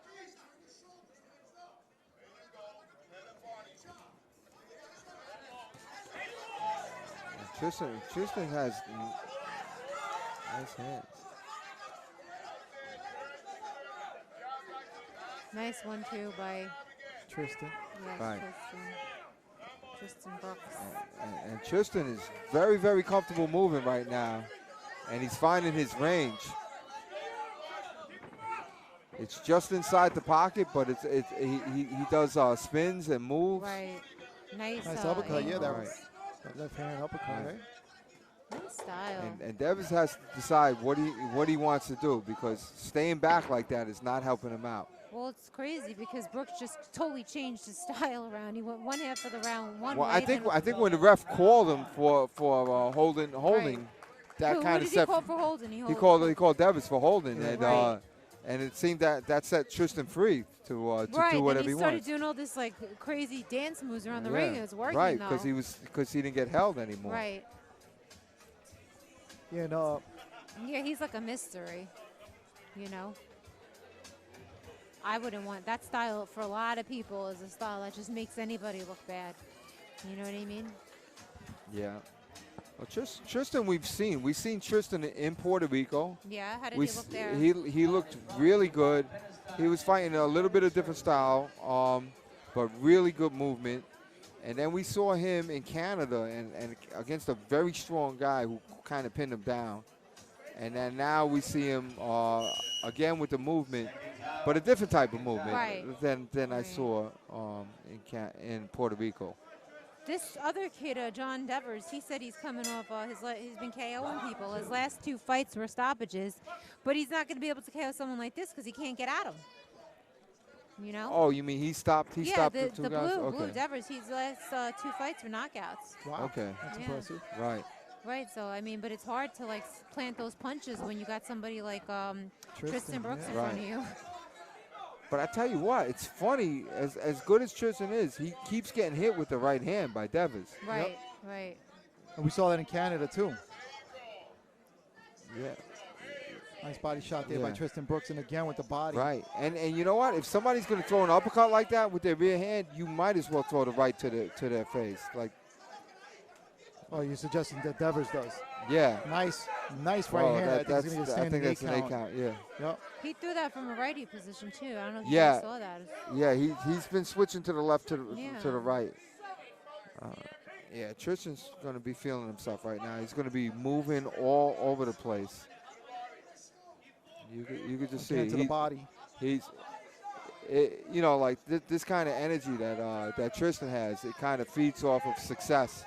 So when you're successful like that and you start moving, you start feeling it. You start dancing almost and punching showing off with it. A little bit, you know. Right, but it's working. So you might as well keep doing it. It feeds off it. Right. And again, the left hand what to the Devers body. needs to do is, you know what? He's a lefty, but you still got to throw a jab. Nice, and there you then go. just Nice like right, I said but he threw a straight right hand. What I was just about to say, because when you throw the jab, it opens up the door for your right, and he did it. He threw it off. He landed with the right because he threw the jab first. And that's what he needs to do. Devers needs to throw his jab and then throw the right off of his jab. I mean, Tristan is doing it. Tristan is throwing a jab. He's Nice starting right hand everything there with by the Devers jab. to the body again and out to the top. Devers again to the body and again to the top of the Right. Tristan moving back now. Right. Damn. And Tristan got hit with a big right hand.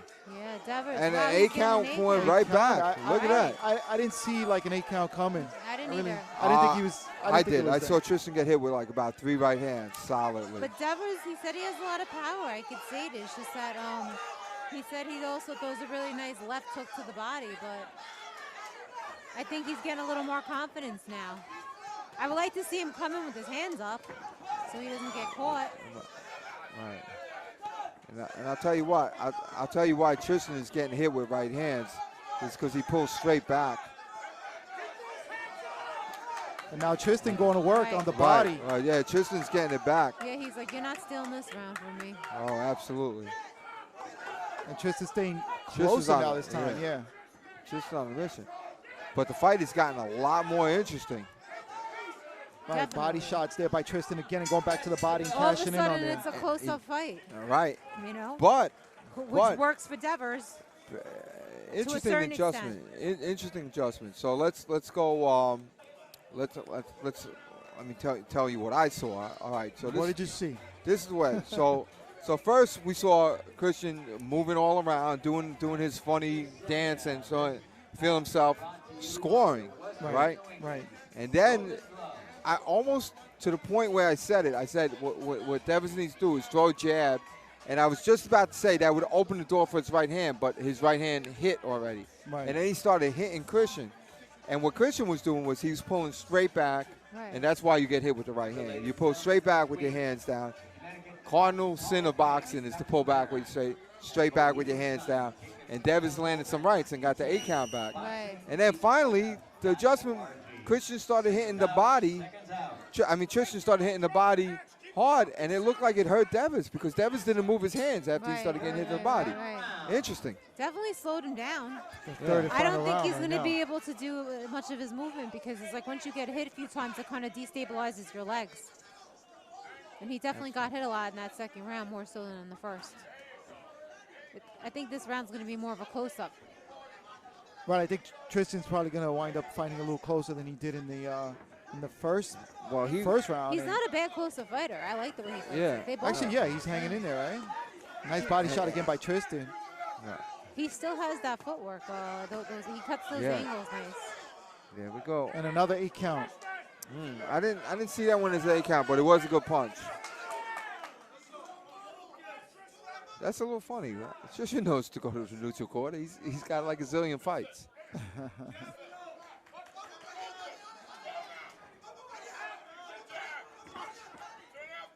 And here's Devers again. He's got to start it with the jab. If he wants to land that right, he's got to start it with the jab. He cannot just. Tristan's way too fast to get hit with pot shot with the right hand. Tristan's really feeling himself. He's moving his body. I actually like him better fighting on the inside than he did in the first round. Yeah, he's having a better fight now. He is better on the inside. Yeah. Well, Kara called it. Kara said he was fighting well on the inside. Good body work by Tristan, trying to get it back as Devers. He switches his feet a lot on the inside, which is so interesting because it just puts him at all these different angles.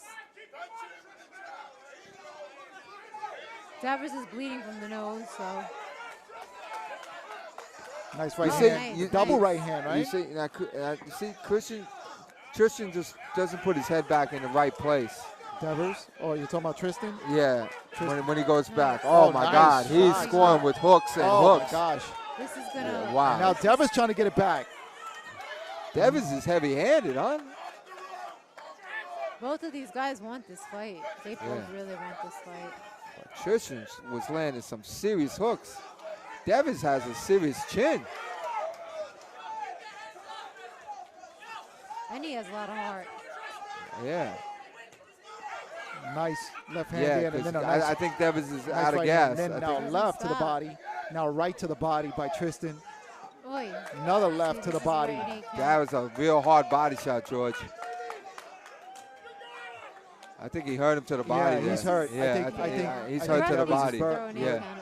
And I see an 8 count coming soon if the referee takes he's a going close to try to look. let it to go to the bell. That's what he's going to do. 10 seconds to go. Tristan loading up to the body again and go back up top and then again. loading up again and getting caught with that right hand That was of Gutierrez, but what a great fight. See, if that was me scoring as a judge, I would give that a 10-8. You would give 10? Yeah. Yeah, which I never do. I only do in that. amateurs. Yeah, because, well, it's usually a 10-9 unless it's, like, that was a 10-8 for me. That was a 10-8. Yeah, I agree with you with the amateurs. And we're talking about amateur scoring. So let's talk to the judge a second. So we're talking about 10-9. Right, 10-9 is if it's a sort of an even round, but one guy won the round. Right. But 10-8 is if it's the guy got shut out. And we're talking amateur and boxing. 10-7, like they tell us, you should never give it 10-7 because the ref should have stopped it. Okay. If it was a 10-7. So let's talk about 8 counts and knockdowns. How does that figure into your scoring as a judge? As a judge, we don't count the 8 counts. They don't count as anything. Okay. It does sway us it's not supposed to, and it doesn't sway me. But obviously, an 8 count could sway a crowd, it could sway a judge. Especially, sometimes 8 counts are given. They shouldn't be given. Okay. What about a physical knockdown? A physical knockdown. You could, if a point is taken off, it's taken off by the inspector after they collect up all the cards. So we don't take them off on our card. We score the round without the knockdown. Okay. Or if they give us, say, a point for holding, we don't take that off either. Okay. At the end of the fight, they take it off the total tally. But there's no point taking off for a knockdown. No, though, right? there's not. And No. just for just like someone holding, overholding. Yeah. What do you call for penalties? For penalties. Right. Right. Okay. Good. So in amateur boxing, you'd have that. So that's interesting because sometimes we see it. So you get some wild swings in the fight. Right. 10-8 round can be scored. So if you had, say you gave Tristan the 10-8 round and Devers, which I know you didn't, but say you gave him the first 2 rounds, how would you do the tiebreaker? Okay, then there's the way the scorecard is. Actually, I have a scorecard right here. If you have it as a tie, you're exactly what you said. You circle the one that you think won. Okay. And you base it on ring generalship. You base on who might have been the aggressor, who might have been, like, there's a couple criteria that you have to think about in your head that's the tiebreaker. Okay, we don't wear helmets riding in a car, but we can suffer brain injuries and accidents. You'd need Dressler Law. 24/7, 1122. También licenciado en Puerto Rico. Can you imagine this happening to your home? Damages from fire or smoke, water, mold, asbestos, or other disasters. And then imagine it all back the way it was before. Atlantic Restoration is a local, family-owned, 24/7 home and business restoration source. When disaster strikes, you're not alone. Atlantic Restoration will put it back the way it was before. Which law firm to choose? With 40 years of experience in personal injury and medical malpractice, choose Dressler Law. 24/7, 1122. También licenciado en Puerto Rico. Okay. Okay, good All right, explanation. so All right, there let's you go got up to it, the ring. judging. Gentlemen, once again, after 3 rounds of action, I have the judges scoring, and here it is. Your winner, in the red corner, from Battle Arts in Ontario, Canada, Tristan Brooks. Commercial? Not yet. No. And let's hear it for John Devers from All right, so there you have it. Yeah, we're going to take a commercial break. Okay. But, wow, great job. You know what? I'm just a little tad annoyed that he keeps saying I have your judges' scores, and he doesn't give us the scores. I mean, like, I'm just a little annoyed. All right. Hang on to that.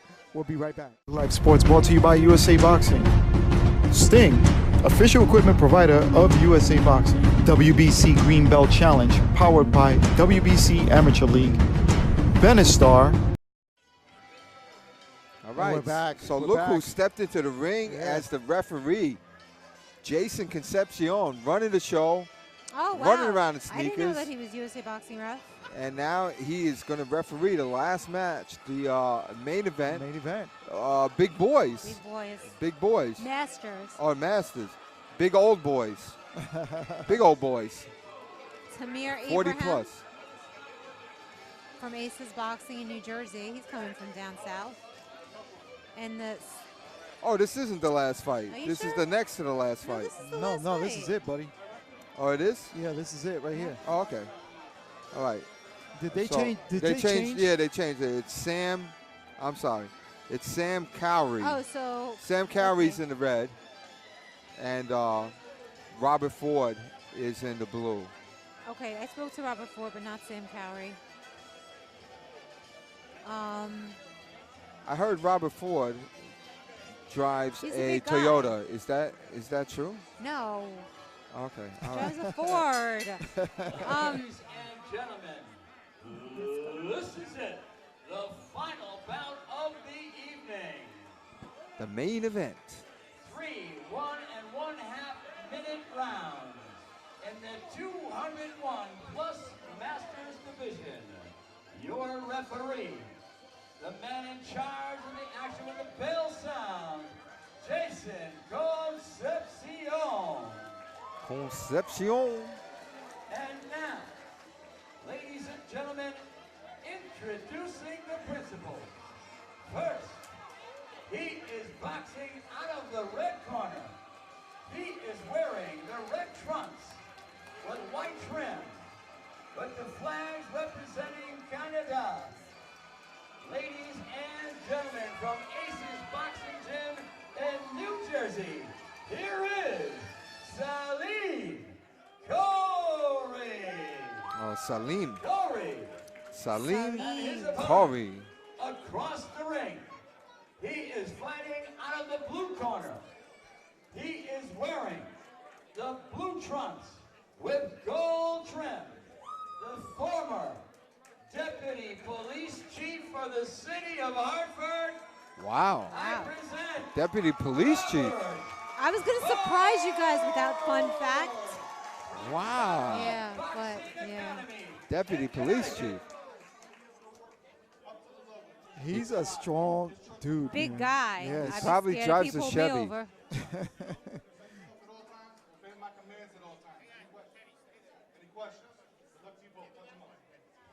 What kind of question would you ask? Any questions? What kind? Why do they even We're allowed ask? to pu- Why do they ask that? Sometimes the refs they like to hear, you know, Well, they want to make it a show. Any you know? questions? Imagine yeah, somebody his had a shorts are question. too high up. Yeah, Why is his like- shorts like- too high? Why are they red? Why are they blue? That's like that wedding thing. Like, does anybody here have any? Any objections? Yeah, like. Does come the on. audience need to know the rules? Yeah, stop that. It's part of the show, man. Yeah. So Don't Robert be a hater. Ford, he has 15 fights boxing. He said since he was 15, but he's doing a more like kind of like the police officer thing for fun. Okay. You know what I mean? But now that Alright. he's, I guess, retired, he has some time on his hands maybe to Well, train and to get Salim in some Cowrie super looks shape. like he's got some A big guy. skill, and Ford looks like he has some power, and he's landing a lot of calling left the hooks. stoppage immediately. Yeah, I think Ford has a lot of space.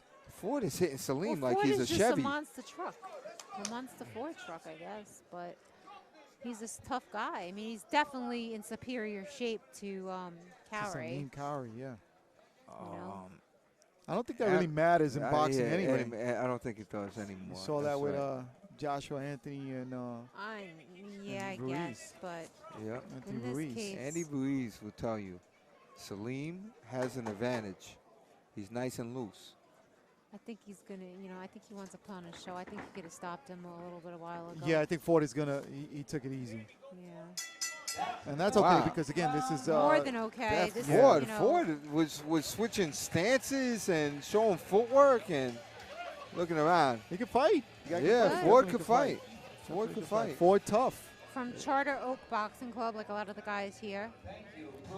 Charter Oak. That's Three right. kids and wife is here. 15-year-old, 19-year-old, 23-year-old. He's got his kids watching. He's got his wife and kids watching. Yeah. All right. Wow, he's trying to show something. What do you do if you're this guy's kid and your dad gets mad at you? I don't know. What, they're calling a fight? They're calling a fight? Good call. Are they stopping? Yeah, they did Agreed. stop. Yeah, it. he don't got it. Well, I heard he was a last-minute fill-in. Yeah, I did too. Yeah, considering so the bout so he sheet. probably was not in shape Yeah. for that. So And you know that Ford wanted to fight because he laid off in the second half. Yes, he did. He's like, you know what? I kind of like came here, I got in shape. I want to fight another round. I'm not going to knock this guy out, but the ref rightfully stopped it. That was the right thing to do. It was a mismatch. Well, it was the corner. The corner already had the. Whoever stopped it that was the right thing to do. We don't Right. want to watch someone get beat up. Absolutely. I don't know about you, but I'm here for blood. I'm here for blood when it's two even guys. All right. And they're fighting and Okay. they're duking it out. All right. Yeah. Once again, the woman is right. All right. It's annoying. Okay. Oh, my gosh. All right. That's what I think you guys should do. Look at this guy. He's a retired cop. He went on to be like, you just knock some guy out. This could be your future. Right. Absolutely Right. You know what I mean? Yeah, I can right. see both of you guys doing it. I'll easy. stay. Or we could look like Salim, and that could be our future. Yeah. No, Right? no way. You guys wouldn't let. You guys would get in shape. You're already both in shape, and you know so much more about boxing than most people. Thank you. I'm hoping one of you guys do Thank that. you. Thank you. Maybe Dave. Ladies and gentlemen. I didn't even know this lady. She came in for the crowd. You know. And your winner from Charter Road Boxing Academy, Robert.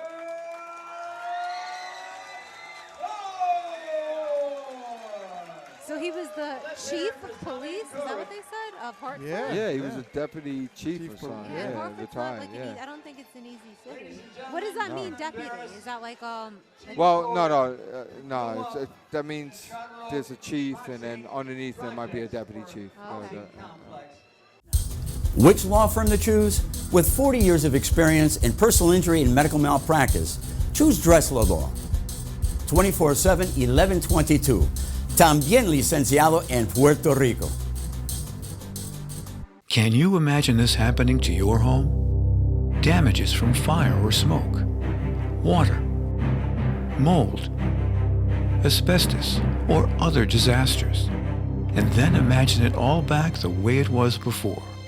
Atlantic Restoration is a local, family-owned, 24/7 home and business restoration source. When disaster strikes, you're not alone. Atlantic Restoration will put it back the way it was before. Okay, we don't wear helmets riding in a car, but we can suffer brain injuries and accidents. You'd need Dressler Law. 24/7, 1122. También licenciado en Puerto Rico. Boxed his way out, All right, so coached by Coach Callis. this is it. That's that it. was, We're that done. was that was the end of the fight. All right. That was the end of the Willie Pep Invitational. And also, Okay. ladies and gentlemen, I'd like And to we what a met great Willie show. Pep's widow. three-time we did? Yeah. collegiate All-American. Pretty good show. All I think we're going to be back on the Boxing 16th of this month, back here from Connecticut, from a different area in Connecticut. We might see a lot of the same fighters. Someplace with the signal? Yeah, we'll announce it on Instagram and Facebook. We'll put that up for you guys. So I guess we're going to wrap up. Yeah. Any last words? Any last Nope. words? Karen? Great girl Ciao. fight. Love the two girls. Big fans of both of them. Right. I look forward to watching both of them fight again. So I'm going to go back and rewatch that fight. It was inspirational. Awesome. And the other kid, Perilla. yeah. Perilla, was that his name? Yeah. Fighter of the night. Yeah. Yeah, that's The right. kid that we had right Well, here. I think they're going to announce that, but Yeah. great fight. So with that being said, anything else, Dave? Nope. That's Ciao. it. All right, so from all of us, from Kara, Dave, and myself, George Zayas, All right. and have a good one of night. the legends that we That's honored Pug Life. Good night. Pug. Good night. Pug Life Sports brought to you by USA Boxing. Sting, official equipment provider of USA Boxing. WBC Green Belt Challenge, powered by WBC Amateur League. Benestar. Can you imagine this happening to your home? Damages from fire or smoke, water, mold, asbestos, or other disasters. And then imagine it all back the way it was before. Atlantic Restoration is a local, family-owned, 24/7 home and business restoration source.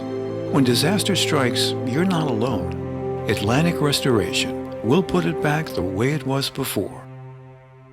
Okay, we don't wear helmets riding in a car, but we can suffer brain injuries and accidents. You'd need Dressler Law. 24/7, 1122. También licenciado en Puerto Rico. Which law firm to choose? With 40 years of experience in personal injury and medical malpractice, choose Dressler Law. 24/7, 1122. también licenciado en Puerto Rico.